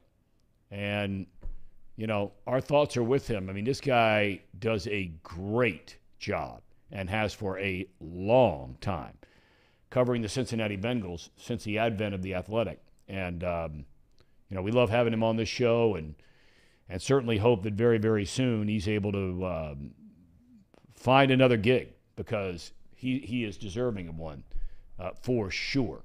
But he made a comment that he thinks that Orlando Brown things just sort of fell into their lap so fast.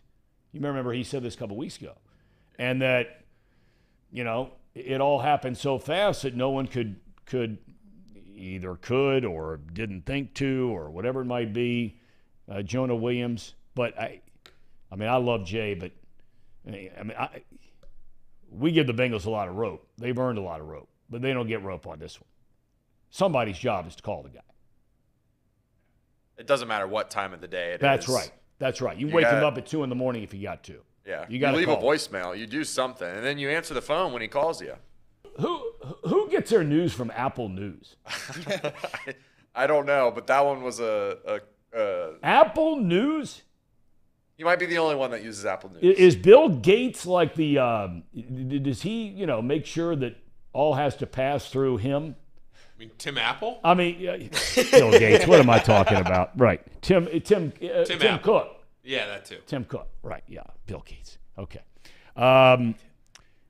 Why is somebody going crazy in the chat about Elly de la Cruz going hitless in Kansas City?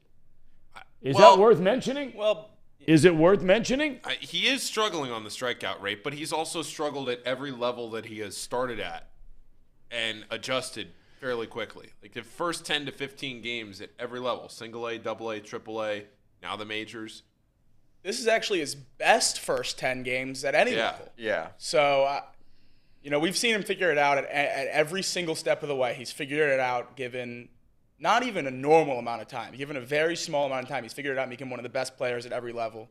I don't know why we'd, spend a whole lot of time on 0 for 12 in Kansas City when, the Reds swept him.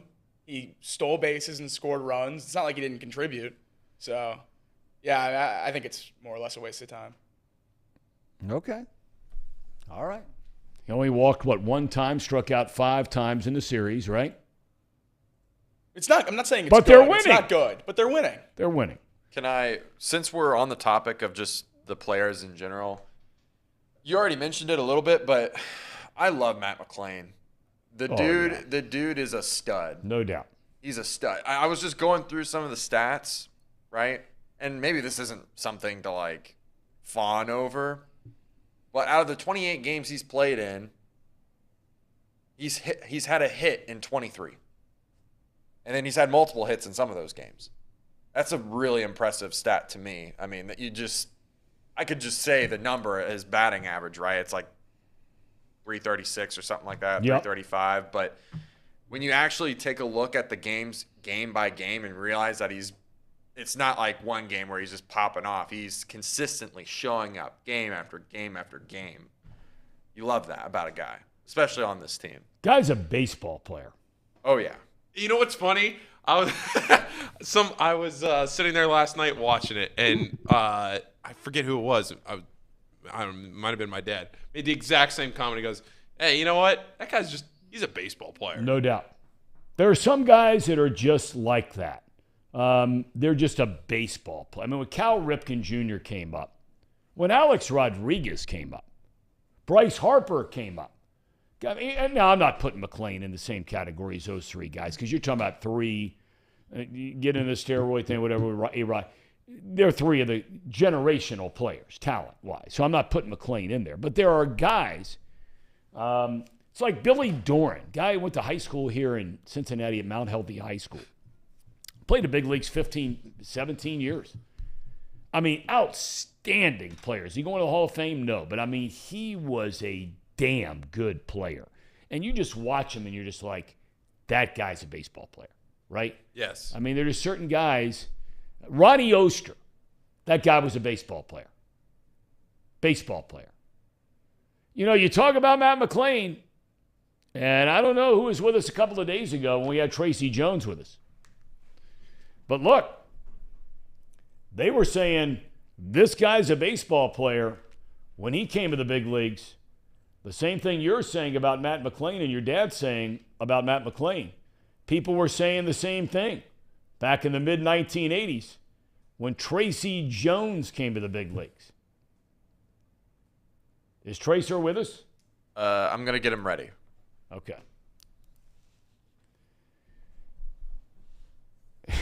I tell you, we have got some funny dudes in the chat. Our chat in the last week has gone from a very good chat to just an elite chat. I mean, I don't know if it's new people or if it's just the discussion or if it's Reds fever or what it is, but our chat has been on another level in the last 7 days. Now, see, I don't know whether to take this seriously or not. Tim Hennessy says Will Myers, ball player. You know what?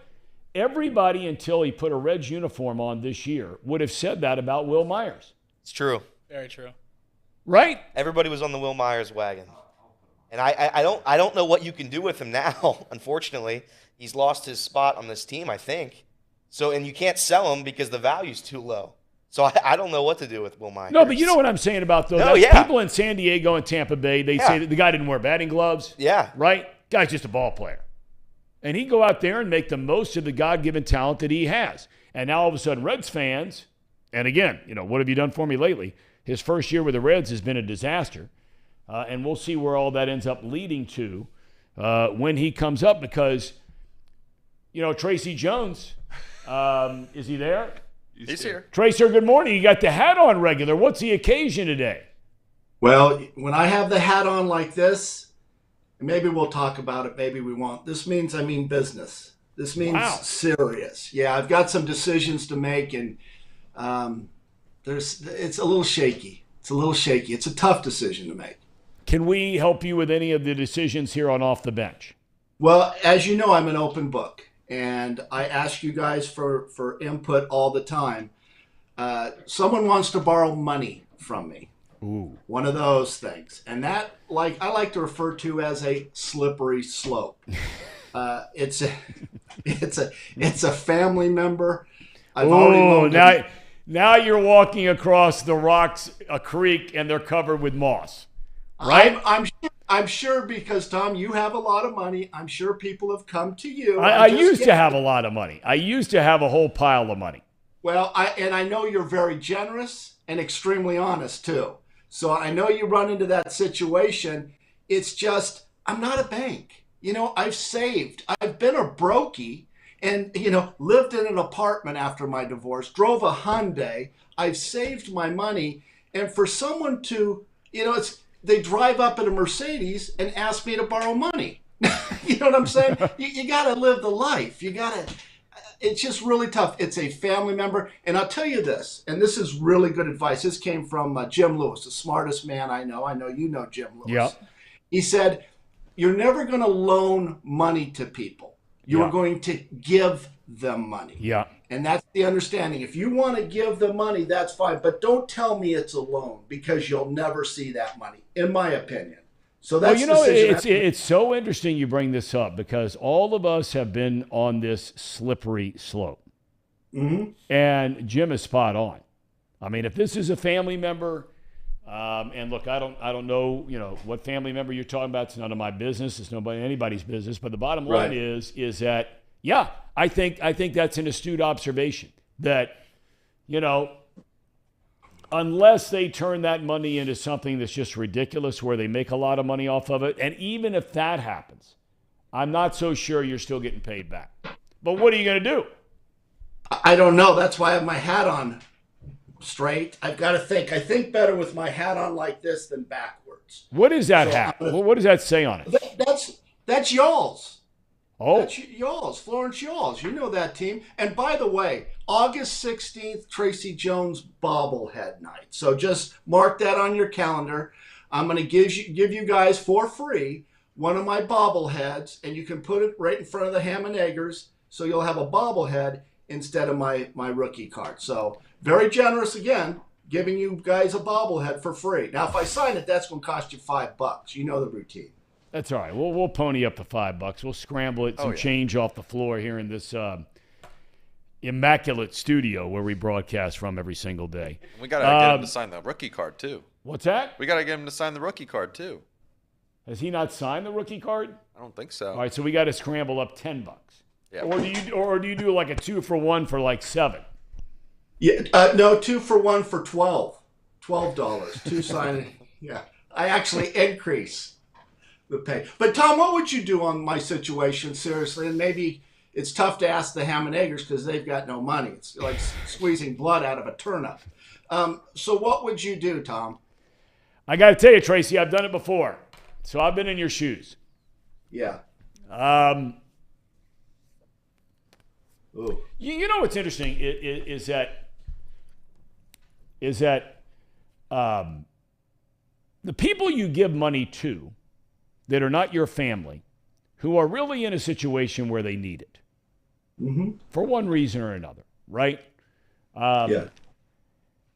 The only thing that bothers me about it is that I think, based on my limited experience, I think that in some cases, not all, because I don't like doing that with anything you talk about in life. When they say all people are look, everybody's different. But it bothers me where the people you give the money to that really, really need it, that are not family members, they are so much more appreciative, I think, at the end of the day. I think a lot of times the person who gives the money, and if it's a family member, if they would just occasionally acknowledge that it happened, even if years have gone by or months have gone by or whatever it is, if they would at least just every now and again, and this is just strictly speaking, if they would just say, hey, I've never forgotten that, and I really appreciate it, I'd be okay with it. But sometimes I think that stuff, does that make sense? It really makes sense. Don't act like you didn't borrow money from me. Someone tells me, okay, I sometimes lend hard money where, I know what I'm going to get interest. And if you don't make that payment, there's just some things you can do. Don't tell me you're going to pay the money back in 3 months. And then 6 months later, I have to ask for the money. I don't feel comfortable doing that. You owe me the money. It should be brought up occasionally. Hey, listen, I'm going to get you the money. But just to kind of push it off to the side, and I'm sure it's happened to you, Tom. People act like they never borrowed money from you. And I think it's wrong because I've never, ever, ever borrowed money from anyone in my life. And going back to my family, who was raised really, as far as being very tight, we were talking about this at my mom's funeral. Every one of them borrowed money from me, and every one of them paid me back with interest. I mean, if that's the case, then why are you worried about doing it to another family member? It sounds like you've actually had a good experience doing that. That's my side of the family. Huh. Well, now forget the moss. There is actually seaweed on top of the moss now as you're trying to cross those rocks. That's a whole different ballgame. Yeah. I love the person, great person. I want to help. I don't know if you guys know this, but I have a really big heart. I know a lot of people think I'm a heartless bastard, but I'm not. I'm very giving. So I want to do the right thing. I've already given 12.5, which is not, is something. So I have some decisions to make, and I know you've been there. And it would be nice if we had someone else that could chime in, but those 4 J.O. ham and eggers have not a clue what we're talking about. Casey, are you borrowing any money from family members through all of this? Is that kind of lurking over your head if the answer is yes? It does. Yes, it does lurk over your head. Yes. You always want to be very appreciative as long as it's not a gift. If it's a gift, that's one thing. But if you're actually borrowing the money and you have every intention to give back the money, it does loom over your head. For just an example of this, I actually paid in cash my first car, but I had to split it with my dad. Right. I had to split. We've all been there. Yeah. Very good. Yep. Over time, I set up a payment every month, send in some money, and some months it's a little more difficult to pay, and I had to miss a few months, and then I'd catch up, But as long as I felt like I was doing a good enough job to try to pay that back, that cloud over my head would just leave. Absolutely. So, that is an admirable way to handle a thing. Yes, it is. I mean that. Yeah. Now, how about that, Tracy, the ham and egger, stepping up? Well, because he's making an effort. It doesn't matter if it's $10, $100, or $500. That's right. He's making an effort to pay it back, acknowledging, hey, Dad, I borrowed money from you. I appreciate you. I respect you. And listen, I'm a little tight this month, but I'll make something. Yep. And that's what you look for. You look for effort. But just to kind of push it to the side, hey, That ain't right. No, that ain't right. No. Let me ask you this. It's brought up in the chat here, and I find myself asking these kinds of questions. But Video Super Fun Times, never seen that member of the chat before, says, Tracy, can you talk to some of the higher-ups in Bellevue about all the potholes in Bellevue? Have you found that, especially driving the kind of automobiles that you drive? Right. Have you found that to be a major problem you know what? in the friendly confines of Bellevue? Well, look at Fairfield. I don't know if you've been on Fairfield, right there by the Bellevue Vets and so on. And have you been on that street, Tom? It's really, really busy. There's a lot but it's been a long time. I mean, I don't get an invitation to come to Bellevue from anybody I know that lives down there, and I really only know one person that lives down there, and so, I mean, I couldn't tell you. But go ahead, please. Yeah, the invite's in the mail. But, yeah, we've got to deal with those potholes, and when I become president of the HOA, I plan on branching out and getting those potholes filled because it is tough. It's tough on my Range Rover, although my Range Rover is for that type of terrain. Yeah, so, but your wife is driving some fancy foreign, something, right? Yeah, I got to tell you what she did. She got personalized license plates. Oh, boy. Oh, that's a tough one. She just don't get it, does she? That is so California, man. And I think it's actually very weak. And I told her about that. And she's going, but you guys will love the plate because it should be next week when she gets it. And I'm going to show you. And it's rather funny. Because I was always going to get a license plate, even when I was 17. You know who. Right? Because I knew I was going to be famous and a Major League Baseball player. So I was going to do that at 17. It was just a matter of time that I became a Major League Baseball player. But how good is that? How good is that? I got to tell you, your friend from Indian Hill, your good friend Richard, remember him? Yeah. You used to talk to him on the radio regularly. Remember him? Oh, I know that. Those are the guys I like to hang out with. He says, I bought my son Ricky a Mercedes-Benz G-Wagon for his 16th birthday. Naturally, 16th birthday. He didn't take care of it, wrecked it within a month. Make your kids buy their own things and work hard for it. Lesson learned there. I know. He raises Ricky. Ricky's a little spoiled. If you've ever seen him, he's a kind of a nerdy guy, but he's spoiled. You know what the license plate says here? TJ's wife. That's a license plate. Really? Yeah. What do you think? Well, no, it's not. Really. I'm just. I know it's not. She would never do such a thing. I know that already. Oh, she would. She's a California girl. You know how they're a little shaky, Tom. Well, I don't think they're shaky. I've never said that on the program because I've known a number of women who were born and raised in Southern California, Northern California for that matter. Speaking of, don't you think that Northern California is a little hipper than Southern California? Because there's this big rivalry between the two, okay? And I'm not getting into necessarily the San Francisco versus LA thing. But as you know, right, as a native Californian, I mean, there is a very real rivalry between those two areas of the state of California. They are so very different. But I got to tell you, I mean, I think there's a little something about the no-cal, as they say, crowd. You have any thoughts on that? Well, I don't know if you guys know this, but I played for the San Francisco Giants. Do you guys know that? Yes. I played for the Giants, and I stayed in Foster City. I'm not a big Northern California guy. I'm more of a Southern California. In fact, what I would like to see, and there's actually talk of this, is separating the state. Yes. Northern and Southern, which yes, I think would be nice, because I think Southern California has some great parts of it. Not a fan of San Francisco. Of course, I hit a $1.89. I'm sure they weren't very big fans of of Tracy Jones either. But yeah, I like Southern California, Tommy. Okay. All right.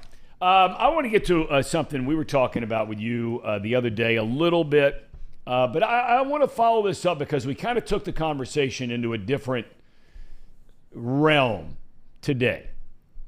The Reds are a game and a half out of first. I know. I look at their talent level and the players they're putting on the field. Are there chinks in the armor? Yes. Primarily the starting rotation. But I look at the players, Tracy, they're putting on the field. I look at their bullpen right now. I look at their closer right now. And I say to myself, 3 weeks ago, before De La Cruz comes up, right after McLean comes up, I would have never said this. But as I sit here today in the middle of June, and I look at their competition, the Brewers, the Pirates, the Cubs, the Cardinals, now 15 games under 500. Yes. I say to myself, Tracy, the expectation now for me has changed dramatically. I think it's a disappointment if this team does not make the playoffs. You know, it's funny because time we start thinking alike. I was on last week or even, talking about trading Diaz if you got 3 top-notch starting pitchers in return, kind of like the Cueto trade that didn't work out real well. I'm totally changing my mind here. I think you almost have to add a starting pitcher. I think they're going to win this division going away. They've got something going on, and I'm going to say this, and I can't believe I'm saying this. This team has chemistry. No doubt. Without a doubt, right? You can just feel it. They like each other. India and McLean hit back-to-back home runs. Jim Day doing the interview. Those guys really liked each other, okay? If I was there with one of my teammates, I wouldn't probably be buddy-buddy with that like that. I mean, you could tell. Well, they wouldn't be buddy-buddy with me because they probably wouldn't like me. But those two guys act like they're good friends, good teammates, and I think they win this division because this is the weakest division I've ever seen. Right? I can't even name you a division like this. Well, the only thing that's even close to it is the Central Division of the American League. I mean, all those teams are mediocre, if not less than mediocre. I mean, we just saw this Kansas City team. I mean, they are awful. Right. I mean, awful. Everybody talks about the A's. I'm not so sure that Kansas City's not worse than the A's. But look, I mean, Paul was saying that, they've already exceeded the expectations. And to this point in time, that is true. But I don't think the Brewers and the Pirates are any good, Tracy. That doesn't mean that they all of a sudden can't find a way to get it together, maybe make a move here, make a move there, which especially the Brewers are prone to do. Good, bad, and indifferent. I mean, this time a year ago, they traded Josh Hader to San Diego. Nobody saw that coming, right? Right. So this year they might be the buyer rather than the seller. And they still got into postseason. But, I mean, I just don't know how anybody in their right mind can look at the primary competition and say that the Reds should not beat the Brewers or the Pirates or the Cubs or the Cardinals. Well, and you said something really important. You said, you get in the playoffs, you never know. Okay, right? You said that. And I agree with that. Can you imagine as an opposing team facing Hunter Green when he's throwing that cheese, right? That's a tough guy to hit. I mean, he could shut you down in a heartbeat. No doubt. So you have a number one, in my opinion. So you start getting the playoffs, the team rallies. They've got really good speed. And that's helped them. We talked about this at the beginning of the year, that some of those rule changes with the stolen base was going to help the Reds. We're exactly right. Would they steal 7 bases one game? 7 bases? Well, they've run the bases better than most teams, if not all teams, in the major league so far this year. They are, because they don't hit home runs. We mentioned they've hit the 3rd fewest number of home runs, despite playing in Great American Small Park. Right? So they're not the danger of teams, and we've seen this before. It's like basketball, college basketball. The teams that rely on the 3-point shot, that have no presence down low that they can go to in nut cutting time, they're not going to win in a tournament. You got to have both. And the teams in baseball that rely on the home run ball, a big chunk of their offense over the course of the year, is a direct reflection of hitting home runs. When you get against really good starting pitching in the playoffs, as you know, Tracy, I mean, you played the game. Correct me if I'm wrong. You know better than anybody, it's hard to hit home runs off good starting pitching. But you can scratch out a hit, a bunt, a stolen base, going first to third on a single to right. Next thing you know, you got 2 runs and the other team doesn't even know what hit them. I like small ball. I was talking to Amanda Brenneman's husband about this, and he likes the whole thing with the small ball, being able to steal bases. I'll throw up a team. 1986 Cardinal team, Tommy, right? Remember that team? Oh, they had one guy with power, and that was Jack Clark. Yep. All the rest of the guys could run. And that was a tough team to play against because they stole bases. And you said it, when it gets cold in November, you're not thinking about home runs. Those balls aren't flying out. You're facing number 1 and number 2. You're going to need that guy to steal second base. You're going to need that guy to go from first to third, second to home. And it does become small ball. It's not going to be 11 to 10. And the game totally changes. So I think this benefits the Reds just going forward because I think they've constructed a team that's scrappy. You know, I would refer to, you know how I wear that Long Beach hat? You know, that Long Beach, that blue hat? Well, they're called the dirt bags. That's right. And it's a compliment, right? They're called the dirt bags because they're real scrappy. It's a scrappy school, you know, with good baseball players. I think the Reds are like that. I think they're a bunch of dirt bags. And I mean that as a compliment. All right, well, let me ask you this, though. We were debating this here a little bit in the studio earlier. They at the end of the day, they're still 1 game under 500. I mean, they're playing great, but they're 1 game. Okay, so, you know, we were just saying, and Jacob brought it up that said, you know, if the Cardinals or the Pirates or the Cubs, they were 1 game under 500 and they got players coming out in the newspaper and on television calling themselves America's team. Right? As a Reds fan, you would be shredding that team. But when it's your own team, what are your thoughts about these guys just laying it right out there? Post-game interviews with Jim Day, you know, Jonathan India, we're America's team. We're America's team. What do you think of that? I don't know. I think you got to watch that, don't you? You don't want to draw too much attention to your team. Players don't like those. You know, you're playing against a team that's always popping off. You kind of gear a little bit toward them. Try a little bit harder. I think you just kind of go in, oh, we're not that good. We're not that good. And then we take 2 of 3. We take 3 of 4. I wouldn't start calling the Reds America's team because then you lose 5 straight games. Are you still America's team? You know, slow it down. Slow it down. Slow it down is right. And let me throw this at you. Let me throw something else at you because I know you guys have talked about it. And I just want to straighten you people out because I played the game and you didn't. And I see things that you don't. You know, when Joey Votto. It's a great point. You see things. Forgive me for not pointing that out. Thank you. Go ahead.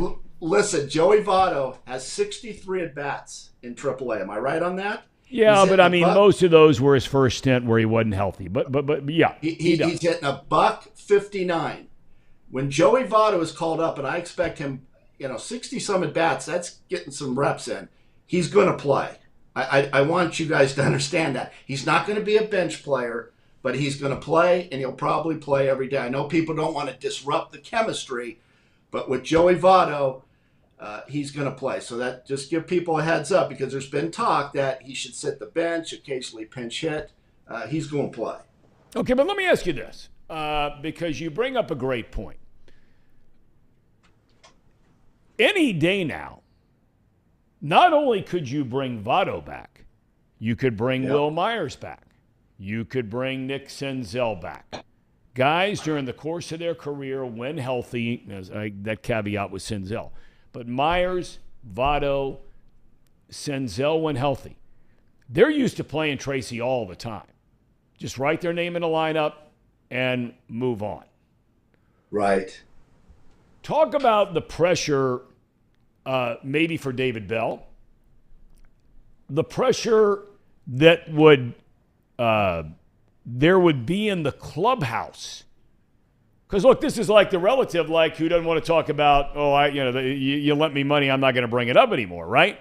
I mean, there's that undercurrent there inside of a major league clubhouse where guys are looking around and going, why are they putting that guy in there? I don't care what he's done. It's a what have you done for me lately kind of gig, right? That's exactly right, and that's what they're going to say, some of the players. I don't know if they'll do it with Votto, but they might with Senzel. I mean, who sits the bench? Do you start, platooning players? I mean, this is going to be really tough for David Bell, and to keep that chemistry going, because I think you have like 4 position ball players that could be on this club here in the next couple of weeks. Yep. I mean, that's a really tough decision. And you know what? You're probably, if you don't see this player coming back from AAA in the future, you're probably better off trading them, because that can really disrupt the chemistry, because someone's not going to be happy. Is Senzel going to be happy playing every third day? I don't think so. But well, I think the bigger challenge is going to be for Votto and Myers, because they are guys that have played a long time, and wherever they've been, Votto obviously only with the Reds, but Myers, Tampa Bay, San Diego for a long, long time. His name was in that lineup every single day. I know. Now Senzel, he's missed a lot of time with injuries through the years, or didn't play well enough to really earn playing time. But guy like Will Myers, Tracy, I mean, you've been in his position. All he wants to do is get out and play and try to play better to get another contract. He's on a 1-year deal here. Right. You know what I mean? He wants to continue playing. So there's nothing wrong with him feeling that way. But boy, the problems you can create in that clubhouse, like you said, with a good vibe going right now, that's a delicate line to walk for David Bell. Okay, let me throw in another player. When's Encarnacion going to get the call? Well, they're another $1 million question. 30 home runs, right? I mean, sooner or later, he's on pace for 60 home runs, I think, right? Okay. 60 home runs. Why isn't he in the big leagues, right? I mean, it's like he's got to worry about himself and get to the big leagues. What else can he do? I mean, does he need to be projected to hit 70 home runs? I mean, he should be in the big leagues. Where does he play? I don't think he's a third baseman, though. I think he's a first baseman. No, I think they can move Steer back over to third, or they play Dela Cruz there, and they DH. You just tell Stevenson you're catching. And people will be like, well, it's not when you said when the season started. Well, no kidding. Because your expectations were a little bit different. Now they're a little different. We want the best players on the field, the biggest games of the year from now till the end of September. And if that means Encarnacion, Strand, and Steer got to alternate at first to the DH, and Stevenson's tail's got to be behind the plate every single day, I think Stevenson would be fine with that. I think the dude wants to catch every day anyway. Yeah, I just, and I'm showing you guys a lot of courage here by coming out. I made a mistake. I mean, it's tough for me to admit. I thought this team was really going to struggle. I didn't think the players were very good. I didn't think the starting pitching was very good. The bullpen was shaky the first month. But boy, I was wrong. I think this team actually wins the division going away. I think those teams are that bad, and the Reds are just skyrocketing. Well, the only way that's going to happen is if they could find a way to get the starting pitching straightened out, because sooner or later, third most innings in baseball out of this bullpen, that ain't going to continue. No. But not if you're leaning on him for 5 innings and 4 innings every single game. Yeah. It sure is exciting to watch this. It really is. There's no doubt about it. Tracer, have a good weekend. Keep that thinking cap on. We're thinking about you here. We're thinking about you. Well, thank you, guys. And just not to knock San Francisco and what I did there. They did retire my 25 number. So my number is retired. And I'm very appreciative to that. Boy, for some reason, I thought somebody else wore 25 there. Tom, right? Who else wore 25 there? San Francisco? I don't. Barry Bonds wore 25 there, I think. Who? I was 25 before Bonds. All right, boys. Tracer, have a good day. Have a good weekend. See you guys. Buddy. Have a good weekend. Tracy Jones. Yeah, he's right. 25, retired. The Tracy Jones. We have a cherry on top, Tom. I saw where you promoted it here in the chat. Oh, it's fantastic. Brought to you by United Dairy Farmers. Here we go.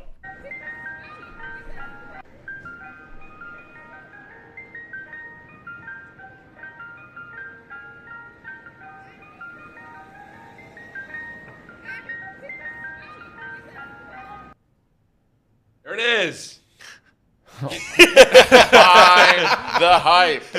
Yes. He's officially bought it. Look at that. Drew Garrison Pulled out his coming in card with and the everything. clutch Photoshop. You bought the hype, I Tom. just wish my physique looked like that. That's big time. Who did that? Drew Garrison? Yeah. Drew Garrison. Drew, that's big time. He has moved to the very front with tomorrow's crowning of the That's right. The power rankings for the It's chat. coming power up rankings tomorrow. in the chat. And Jacob, this is on you this week. It is. It is. I have Any a good pressure? list. I have You some good? You got some notes? Oh, I'm good to go. I've been paying attention. Okay. We're getting picky for the first time in a while after the show today. So we need 20 more likes for Jacob to eat a cricket. Whoa, whoa, whoa, whoa. Or sorry, Whoa, whoa, whoa, whoa. He didn't sign up for that. Elliot nonsense. to eat a cricket. We get Elliot's 100 eating a likes. cricket. Well, you know, another Paul used to eat crickets. The Paul in the Bible, Oh, yeah, that's right. right? I mean, you know, so Elliot, you're it's a good company. lead you're following. Good company. That's exactly right. To be clear, I am not eating a cricket with you. But we are clarifying Jacob is the one eating the cricket, Yeah. right? Yeah. Okay, Jacob is. This Good. seems ridiculous. We need 17 more likes. I took a pie to the face. The least you can do is eat a cricket. I will eat a cricket also. How about Okay. that? All right. We'll eat two We will crickets. we will both eat a cricket. Frozen or alive? Dude, Oh, the time is out. Time is out. No, we have not too picky. No, coming up. we have not too picky coming Oh, up. I beg your pardon. Okay. Yeah. All right. Okay. First time in a while, Tom. We're getting picky. So, All right. Well, I'm glad you're back. yeah, it's been a little while. Yeah, it has been. All right, fellas. Tomorrow, I want to remind you, we have, hopefully, if our technical issues worked out, we've tried him a number of times. Chris Welsh, outstanding TV analyst for the Reds broadcast. He is set to join us. And that'll be right out of the gate tomorrow. So 10:15, right after the monologue. Then Charlie Goldsmith has been down at minicamp for the Bengals all week. He will join us at 11:30. We'll figure out what else. We're going to have to fill some time tomorrow, boys. Reds aren't playing tonight. We'll come up with some stuff. But we got some big, I'm It's telling a you, Friday. we got some really good guests coming up soon. I mean, you go through ruts when you're working the phone and you're working, you know, the text and everything, where you're trying to get guys to come on the show and you're reaching out. Maybe you haven't talked to them for a while. I'm not going to throw out any names yet, but man, we got a chance to have some really interesting, good guests coming up next week, and we got good guests tomorrow. So, Casey, you rallied. I rallied. Yeah. Have you forgotten what happened at 10:01 today? Oh. I try to put You those rallied. bad memories. I'm a He goldfish. compartmentalizes. Yeah, I forget about those. That's a good word. Okay. Case, great job. Paul, likewise, Elliot, Jacob. Not too picky's coming up. Yeah, we're going to Here do we it. go. Have a great day.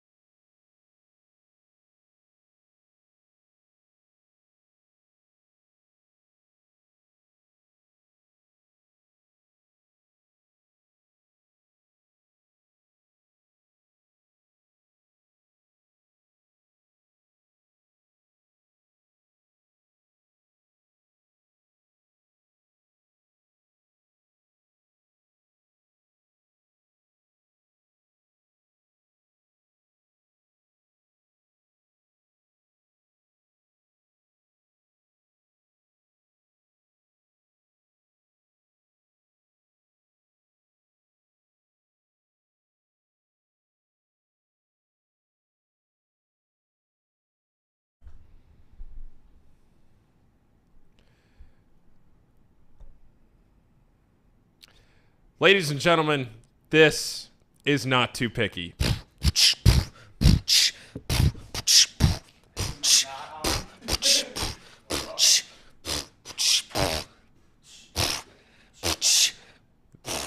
That is copyright free if I've ever heard it. It's fantastic.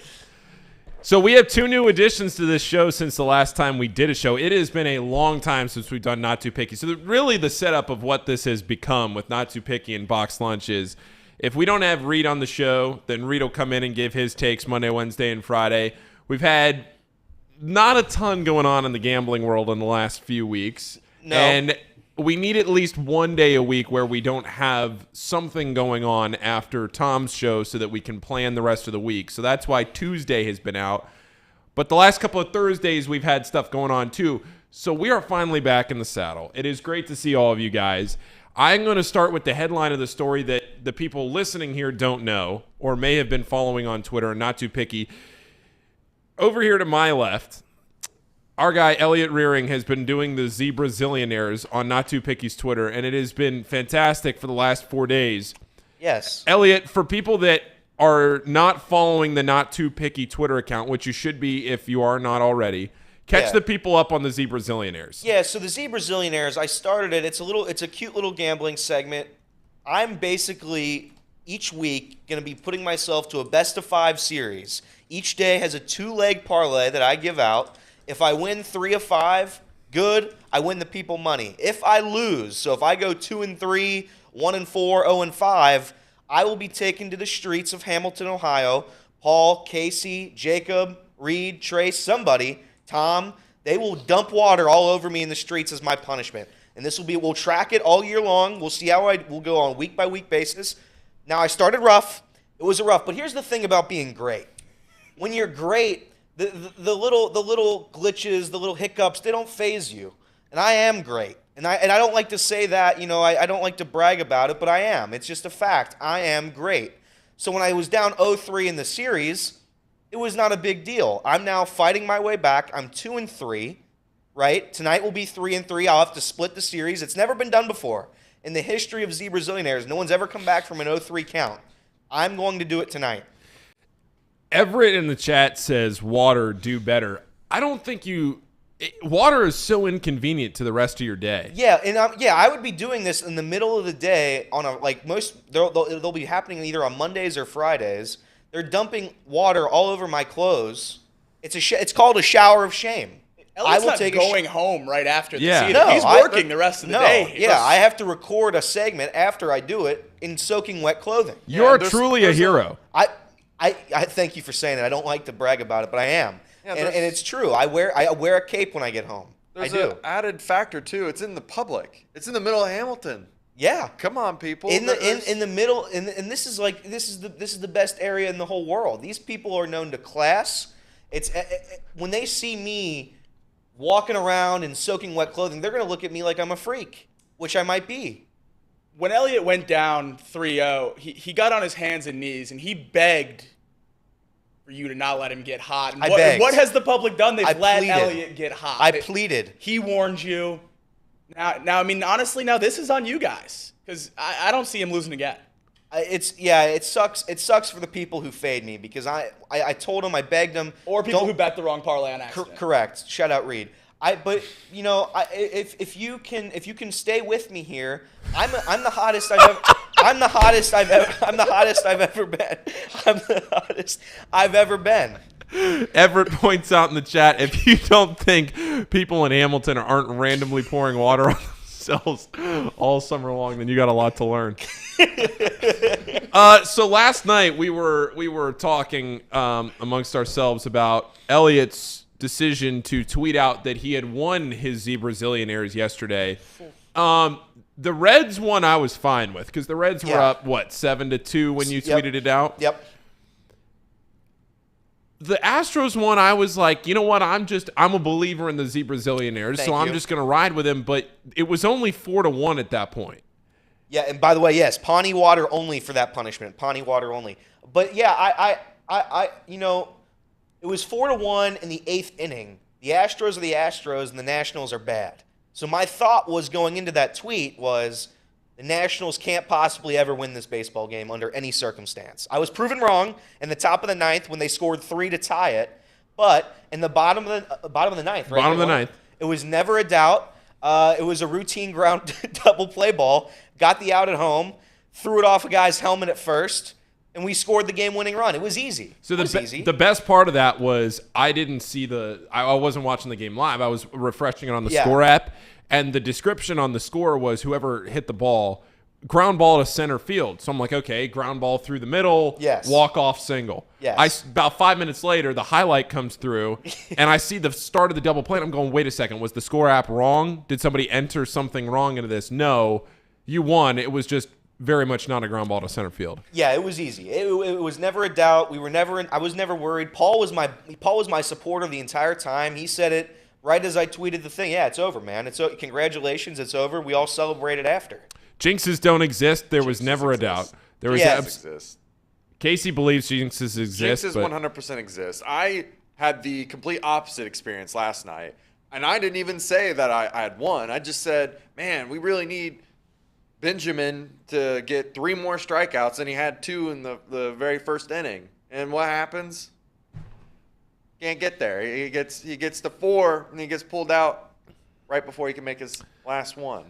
It's okay. Zebrazillionaires is 1 day away, and that day is today from being tied in the series 3-3. And if you win today and you win tomorrow, no water, at least this week. No water this week. No water this, and that's what I'm fighting for. I don't want to get wet. I have to get wet for a punishment. That's what this is. We are at 90 likes right now on the stream. Yeah. If this gets to 100 by the time this show ends, not by the time that the day ends, because we get a lot of likes of people going back and watching this show later. If this gets 100 likes by the time this show ends, these two over here will eat a cricket. Yeah, and I don't want not the same cricket. We're not Lady and the Tramp in well, this we cricket could. here. It would probably be better if we Lady and Tramp. I think it's going to be separate crickets. Okay, I do have something I want to talk about and run past you guys. I am in a gambling group chat, and I was looking at it earlier. This parlay was sent. The Reds to win the Central, the Bengals to win the AFC North, FC Cincinnati to win the MLS Cup, USA to win the FIBA World Cup, and Georgia to make the college football playoff. Those odds are plus 24,932.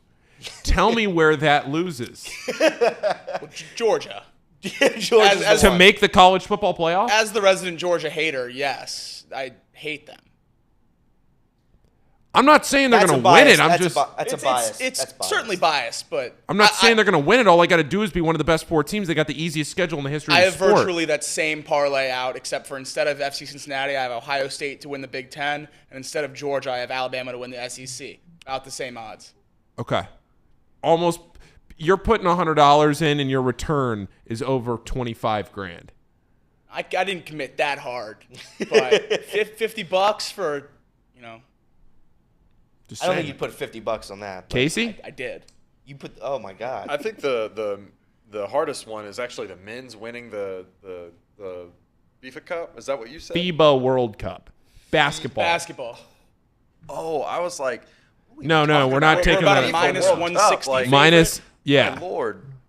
Shoot a little No. lower there for the men's team, but We're pretty yeah, resounding favorite. Player formerly known as Mouse Cop says that the USA is plus 120 to win against Mexico tonight. I don't know if that is from our friends at the Betfred Sportsbook. I'll have to go and take a double check on that one. But the USA, I'm seeing minus 150. Where is he getting plus 120? Oh, that's to advance. USA is minus 150 to advance. USA is plus 120 to win. That is from our friends at the Betfred Sportsbook. All right, guys. We have 96 likes right now. We only need 4 more likes. 4 more likes to get to 100, and these guys eat a cricket. When is that going to happen? How is that going to happen? Because I think we can get to 4 more likes. Where do you get crickets? Yeah, I don't know. You're PetSmart. But those are alive. Those are the ones you feed like. Yeah, no way. We're gonna have to do some research on what kind of cricket we buy here. You But can go we to will Trader eat a Joe's. cricket. There's a Trader Joe's nearby. Okay, yeah. Trader Joe's. Does Trader Joe's sell crickets? Everett Casey? says Jungle Gym. Yeah. Jungle Gym sells everything. You're right. Jungle Gym. Have you ever gone into Jungle Gyms and just you didn't need anything? You just took a walk for 10 minutes. You're driving by and you go ahead. I've only been in there one time, and it's like I'm trying to. You ever been to the Totter Otterville is what it called as a kid. It was just a magical place. You walk inside and it's just magical. And that's what it is at Jungle Gym. I think they have like crocodile jerky. They got the weirdest things in there. I think if you're a kid and you walk in there, that place is heaven. That place is fantastic. No joke. So I went in there last year for something. It was like some soda that I figured they would have as opposed to some elegant soda. I found myself just walking around the aisles because I don't really have any reason to go by there much. Yep. I found myself just their seafood section is a damn aquarium. Yeah. I don't know how, I don't know why, but they have access to everything in the world in that store. Everything. Land, sea, and they have it all in there. They pack it all in. It's like the Smithsonian of weird things, just packed all in there. It is. It's a great store. Fantastic. It is fantastic. I don't even know what else to say. You just walk around and you say, I've never seen that before. I've never seen that before. I've never seen that before. And it's just, and every time you take another turn around a corner, the store gets bigger. Correct. Because when you're looking at it from, you know what it's like? It's like when you go to, the Hamptons or to the Jersey Shore or some of these places where you're driving on the street. Yeah. And the house from the front looks like a nice, modest house. You're thinking, oh, that's a nice middle class house. Yes. And then you kind of drive past the house a little bit and you look in the back and it is just opened up into this massive mansion that you don't see from the street. Yeah. No, and by the way, Tim says they have wine tasting nights on Tuesdays. So on top of all that, they just try to be like a regular classy joint with some wine tasting. I need to go. We should make, when we go buy this cricket, we should go and make a video about it because we'll record everything that's in that store. We'll try to find. By the way, 98 likes. 98 likes. I'm seeing 99. I'm at 98. Somebody must have unliked. I'm seeing 99. Okay. I'm out of burners though. I'll be honest. Jacob and I will go into. Hold on. There will be cricket shopping content on Chatterbox's social media. Yes. I'm very excited. Did you guys, by the way, how did everybody else's picks do yesterday? I wasn't paying attention to the card, really. I put out Rory top 10 for the U.S. Open because it will have started by the time today's card, so we don't know about mine. Okay. I think I lost.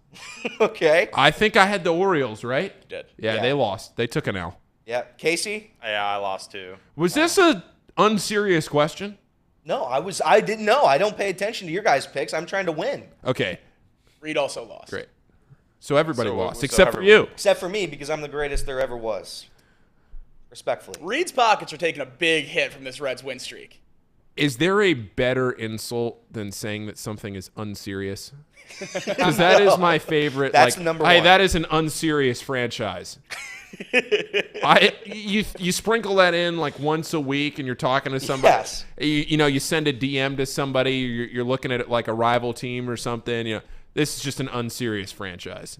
That is just it hits. It's a subtle dig. It's great. Yeah, and it gets more personal if you call them an unserious You're just an unserious person. If you say that, like you're quaking in your boots. That's what's happening there. Guys, we're at 100 likes. Are we really? I'm at 99. How many are you? I'm at 100. All right. I didn't want to actually eat the cricket, if I'm going to be honest. I didn't actually want to eat the cricket. I genuinely could not care less about eating this cricket. There was one guy in the chat earlier who says the crickets have worms and all kinds of weird parasites that live inside them. So maybe it might have to be a different. Just boil the picture then? cricket. Throw some seasoning on it. Okay, yeah, we might have to do that. It's going to get like Survivor in here, like one of those things they do in the competitions for the immunity idols. That's what's going to happen. Not Fear Factor? We'll ask Jungle Jim. No, Fear Factor stinks. We'll ask Jungle Jim to make sure our critter is edible. Okay, all right. So that'll happen sometime next week. Congratulations for 100. We will have to eat a cricket. That won't be fun. I'm not happy about that. All right. Casey, wait, hold on. Before we get out, this is not too picky. We all got to give a pick. I'm taking the USA at plus 120 tonight to win. Is that your play? That is my play, and I want the American flag on the graphic. I'm gonna take Kyle Tucker over 1.5 total bases. Okay. I'm not going to spoil my Zebra Zillionaire pick right now. You're going to Give another one. Give another one. I am. Okay. But everybody tune in later today, right around 4 o'clock. Zebra Zillionaire will get released. We're going for 3 days in a row to avoid the water dump, the shower of shame. We're trying to avoid it because we will. Under 7 in the Cubs. Who are the Cubs playing? Pirates. So the wind is blowing in Wrigley today. Everybody go to that game. Don't actually go to that. I'm taking go to the Betfred Sportsbook app. Take under 7 Cubs Pirates. Wind is blowing in. So Analytical. under 7? Under 7. Yeah. Why? What was that? What was that weird face you just made? Well, at me? Paul knows we like even numbers with the half afterwards. That's so. absurd. That's a dumb take. What a stupid take that is. I was convinced that somehow taking an over where you needed more was better than taking an over where you needed less. And somehow it made sense. And then the final score of that game was 8-3. One team cleared it by 2 on their own. Don't take it, Paul. Don't take it. Casey, do you have a pick? I'm gonna throw out a random one because today I saw something very interesting. Uh-oh. The CFL The is what? on Betfred. The Canadian Football League? Correct. They're either just starting or they're getting to the end. Are they getting to the end? I don't know. Because I was in Canada in June one time, and it was a massive deal. I can't remember if that was because the season was starting or ending. And guess what? There is a team called the Hamilton Tiger Cats. Johnny Manziel's old franchise. Yes. Yeah. Who's the UC Taking the quarterback -2. that's over there? I'll have to look him up. The now. Tiger Cats It's the only place -2. UC The quarterbacks Tiger play. Cats, the Hamilton Tiger Cats -2. Oh, Kalaris. Zach Kalaris plays over there on one of those teams. Oh, that's Reed's guy. Zach Kalaris? Yeah. Let's go. If Reed is listening to this, he knows. That's his guy. That's great. What happened to the USFL and the XFL? Are they still playing? XF. Oh, still They're playing gonna- or like still in USFL existence? is going to start back up here soon. Yeah, are they like playing right now? I thought they were playing. games. XFL just ended. Okay, who won the championship?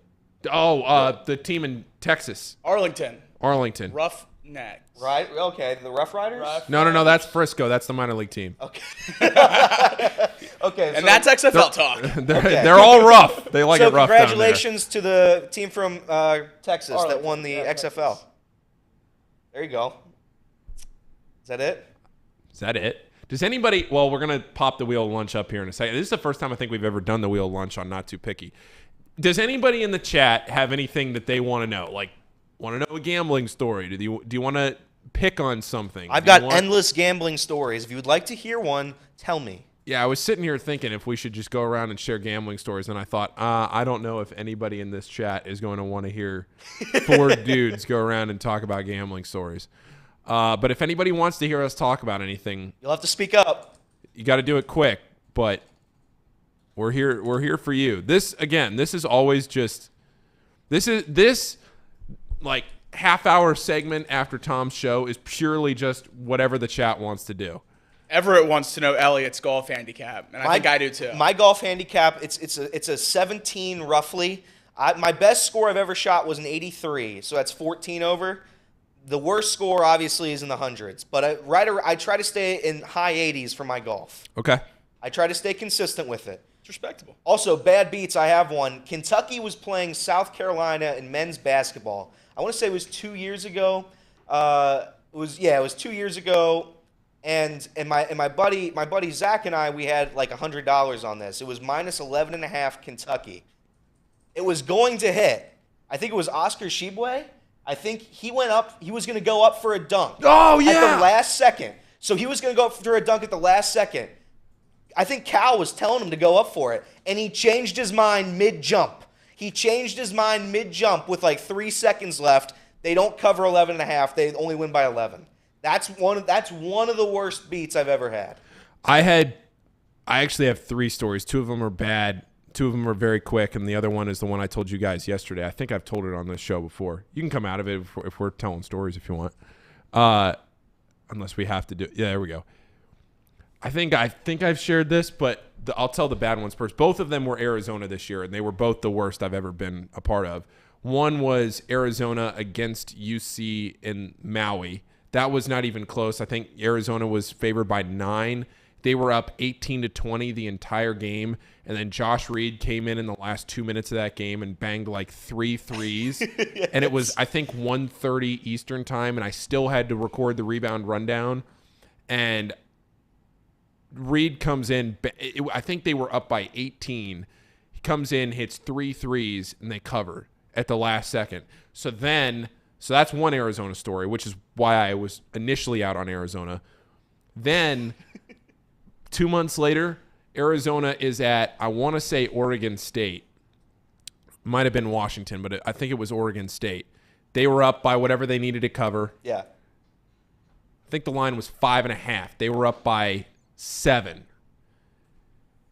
Arizona gets a steal with 10 seconds left. They come down. All they have to do is dribble the ball out. They pass the ball up the floor. Kerr Kriisa finds Azuolas Tubelis underneath the rim. Yeah. He goes to dunk the ball with 5 seconds left maybe. Yeah. He misses the dunk. That would have put him up 9. He misses the dunk. All he had to do was hold on to the ball. There was nobody around him. Yeah. He misses the dunk. I'm going to say it's Oregon State. Gets the rebound, comes back down, bangs a 3. The worst part of that, though, was that the score bug was wrong. They counted the dunk. Oh, no. So for about 3 minutes, I knew in my head that I had lost because I knew like what was happening. But the score bug had the score wrong. So like for 3 minutes, I thought still that I had snuck through. That's brutal. The score bug error is the worst of all time. That loss is the worst loss of all time. If that's and then it ended up, I ended up losing. The good half of this was the story I told you guys yesterday that I was on the right side of a bad beat that I submitted to Stanford Steve and Scott Van Pelt and ended up being featured. I wasn't, but the beat was featured as their marquee bad beat of the week. So there was a point 2 seasons ago where Coastal Carolina had hit their first half over in football in like 15 straight games. Me and my friends and I had got on the streak around 10. So we're sitting there one night. It's late on a Saturday night. I'm sitting down in my basement watching the game. Coastal Carolina needed to get to 17. They only had 7 points with about 2 minutes left in the first half. They kick a field goal. Whoever they were playing comes back down. This is like a janky ESPN Plus thing. This is not like a Coastal Carolina featured on ESPN2 type of game. Yes. Coastal Carolina gets to 10. Whoever they're playing gets the ball, and with about 25 seconds left in driving rain, Coastal can't get the ball back. I'm going, okay, this is chalked. I'm just about to turn it off. Their opponent lines up for a punt. Yeah. Coastal blocks the punt, and as time expires, they return the punt into the end zone and kick the extra point to go over on the first half over. It was the most electric win I've ever had in my gambling career. It was awesome. That's incredible. I hit the over in that Browns-Ravens game, that the safety in the last play of the game to hit the over. Oh, yeah. I had that over, and I watched it live, and it was chalked, and pitch play goes into the end zone. Ravens recover it to win by, I forget what the number was, but that cashed the over. That was an amazing win for me. So I was also on that game, and I was on the wrong side of the spread of that safety. Ooh. But this was long before Chatterbox. Yeah. I was using a competing sports book, which gave basically bad beat insurance. They gave like a free bet out because of how bad that beat was. I turned that free bet, and I had a fairly significant amount of money on that for me at the time. Not much, like a big, I'm not talking hundreds, but for me at the time, I had whatever I had on it. So I got the bet back, and I turned that bet into like close to $1,000 worth of like what I went on the run of I turned that free bet into one win, into another win, into another win, and I was like, this isn't half bad. In the moment I hated it, but 2 weeks later that was awesome. There you go. There's not a better moment. Have you guys done any of those, like the chain thing, 10 to win 1,000? Yeah. You put You put 10 if you win it. You put Oh, the ladder challenge. The ladder challenge. Have we done that yet? I've done it personally. You've done. What's the farthest you've got? I got from I think it was 10 to I think it was either 200 or 250. I won. Okay, that's pretty good. Yeah, I won like 5 or 6. We need to do a Chatterbox ladder challenge. We might start doing that too. Everybody pitches in, and we'll just go. We'll go until we win $1 million. Then we all retire. Yeah, correct. Show's empty because we have generational wealth for the Fritchner, McAllister, Rearing, and Tissot families. One last bit of news here. I should have brought this up with Tracy. I put it in the chat. I found out during Tom's show today that my wedding ceremony is going to be at 1:30 in the afternoon. Mm-hmm. The reception doesn't start until, we haven't planned it out yet, but probably 6 or 6:30. So we have 3.5, 4.5 hours there. There's a gap. That's when people take pictures, though, isn't it? Brother, they take pictures for like 90 minutes. Yeah. Okay, so I think what my buddy did, he got a limo. I don't know if you guys believe in limos. But if you do, I think they took a limo around the city and just got absolutely. Well, yeah, hammered that's in the fine to limo. like get hammered, but I got 4 hours. And then I got like 5 hours where I actually got to like Talk to people. kind of know what's going on. Yeah. Can't be hazy at the casino. I can't be blacked out at 7 o'clock. That's not on the table. This thing you got to do is just take us all to Hollywood. Come on, let's just go to the casino. I mean, gamble the money away. You're Will it not be close wrong. to Hollywood Casino in Indiana? It won't be. I mean, not right down the road, but like 20 minutes. Okay. Hey, I wasn't around yet for Casey's bachelor party. Paul, we're about to get it. Yeah. We're about to have a time, Paul. Yeah. Yes. Get you right. There will be a Cincinnati, something similar to what Casey did down at the Banks, maybe late spring next year after basketball season ends. Will the Blue Blob be in attendance at your wedding? Blue Blob will not be there. In uniform. So I have a gripe with the Bearcat because Why? the first wedding that I Were you one of the guys he assaulted with the snowballs? No, but he did assault me. What'd he do? It was very funny. So the first wedding that I went to with Lizzie was one of her cousins, and they all went to UC. Yeah. So I went up, and the Bearcat made an appearance. I had just met her family. In fact, I had congratulated the wrong person on being the groom. Like, didn't know anybody. Like, I went up and was like, hey, congratulations. He was like, thanks. Turns out he was having a kid, and he was like, how did you know this? Okay. I thought he was the groom. I'm telling you, I was a fresh face to this whole side of the family, and I was meeting them all at a wedding, okay? So the Bearcat's there. So the Bearcat, so I go up and like jokingly like do like a Xavier thing to the Bearcat. Mm-hmm. Like it was funny in the moment, but it was not like a big deal. It was just me and the Bearcat and a couple other people standing around laughing, some of the Xavier people there. The Bearcat takes my tie and sticks it in a glass of beer.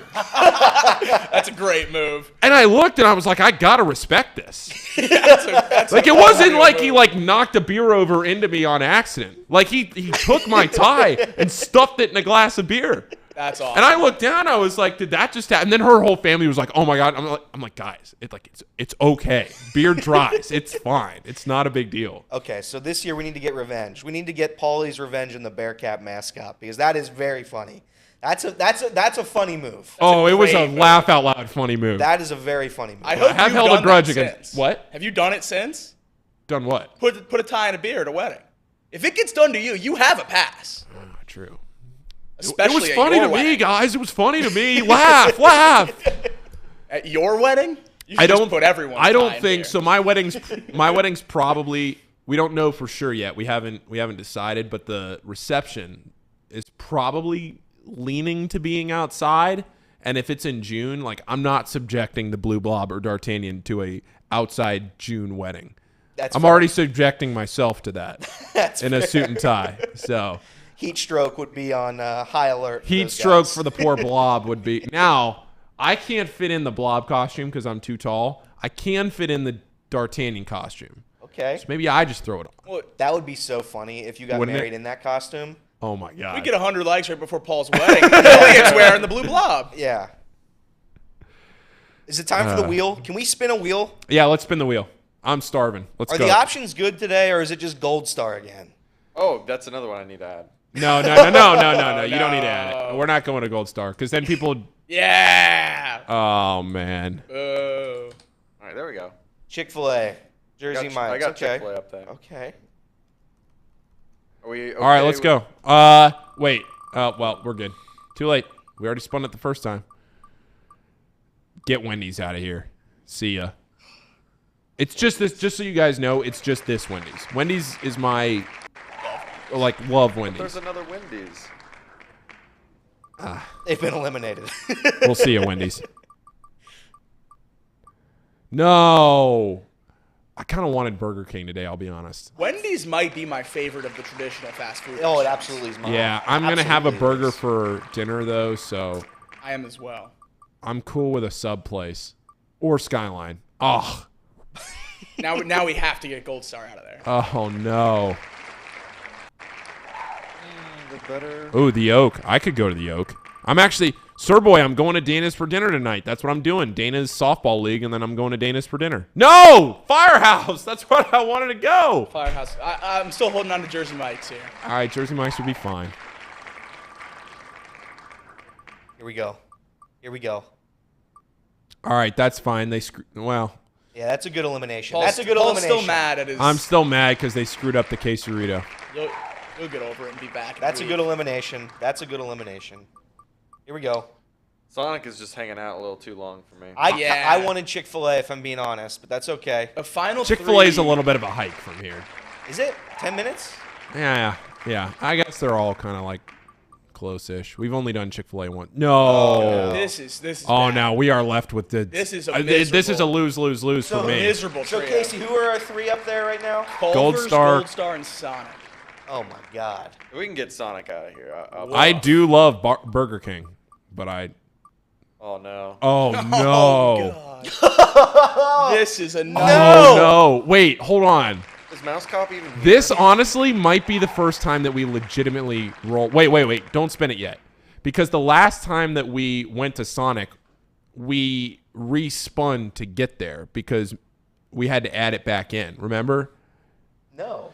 They that weren't was here. before you guys were here. Yeah. So when we went to Sonic, I don't know, 4 weeks ago. It was the week before these guys joined. Whenever that was, we had to add a wedge. We added it back in later. So this we is have the not first true Sonic. We have not This is gonna be a legitimately legitimate rolled win. Sonic. I think, except since the very first time, and that was when we disrespected the wheel and Mouse Cop got all mad at us. So this is, there is a chance that history is made here. This is a legitimate win. This is a legitimate winner for Sonic if it. Here we go. Here we go. Oh no.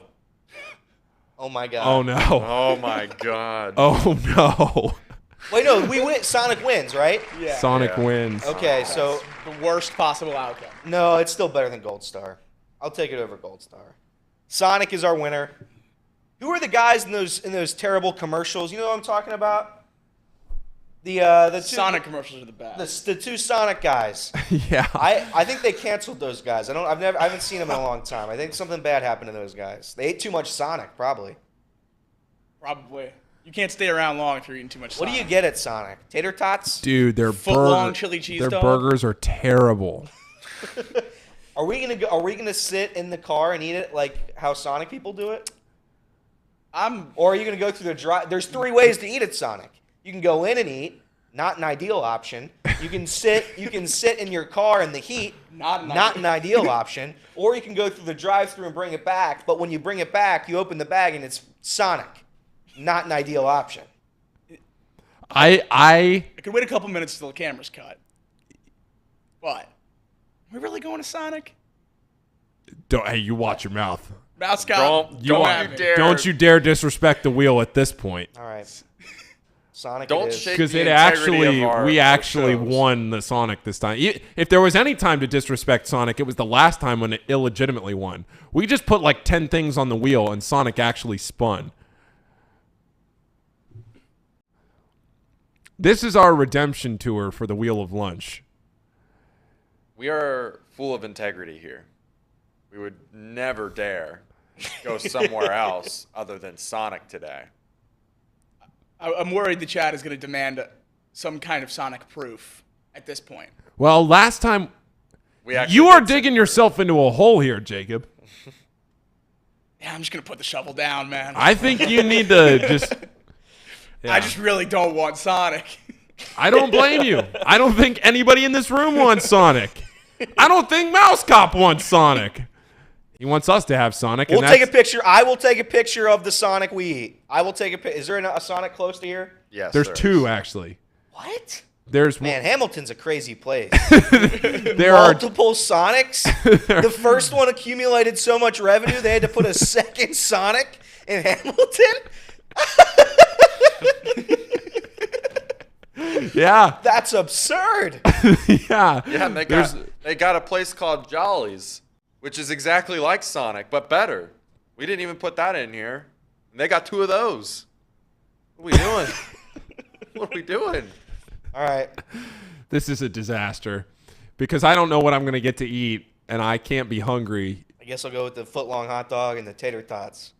I think that's what they got there. Jalapeno poppers? Yeah. This is bad. This is very bad, but we're going. Crickets at Sonic. Now, here, wait. Does going to Sonic exempt us from the crickets? Is this bad enough? No, okay, so I think they so. gotta pick. I think so. I think you pick Sonic or the crickets, Sonic and I or the know crickets. everybody's going to pick the Sonic. taste Sonic the or the same. I crickets. cannot believe you spin zone this to them picking. No, this which- is great. This is a great move which by is the Paulie here. punishment. Yeah, I appreciate this, Paul. This is pro move Paulie. This is why they put Sonic me up or the here. Crickets. Yeah, this isn't gonna work. Everybody wants Yeah, it's not. That ain't going to fly. I was putting it up to the chat, and Paul was trying to save me. All right, I'll eat a cricket. I was trying to save you guys, but the chat is saying no. I think you guys still get the crickets. But I do want it on the record that Sonic is worse than eating the cricket. I 100% agree. I agree too. Like, having to go here to Sonic for lunch is worse than eating the cricket, but we are going to go to Sonic for lunch. Let's go to both of them. Let's take a tour of both Sonics in Hamilton. Okay, so the last time we went to Sonic in Hamilton, just to order took us almost 20 minutes. Just for somebody to It come was out. longer than that. Was it? Yes, it was longer than that. The whole experience was damn near an hour. All right. I mean, that Let's sounds go. miserable. The picture will be sent out. We can put it on Not Too Picky. We will go to Sonic. We're going to Sonic for lunch. I don't know how it's going to taste. I don't know what I'm going to get to eat, but we're going to Sonic for lunch.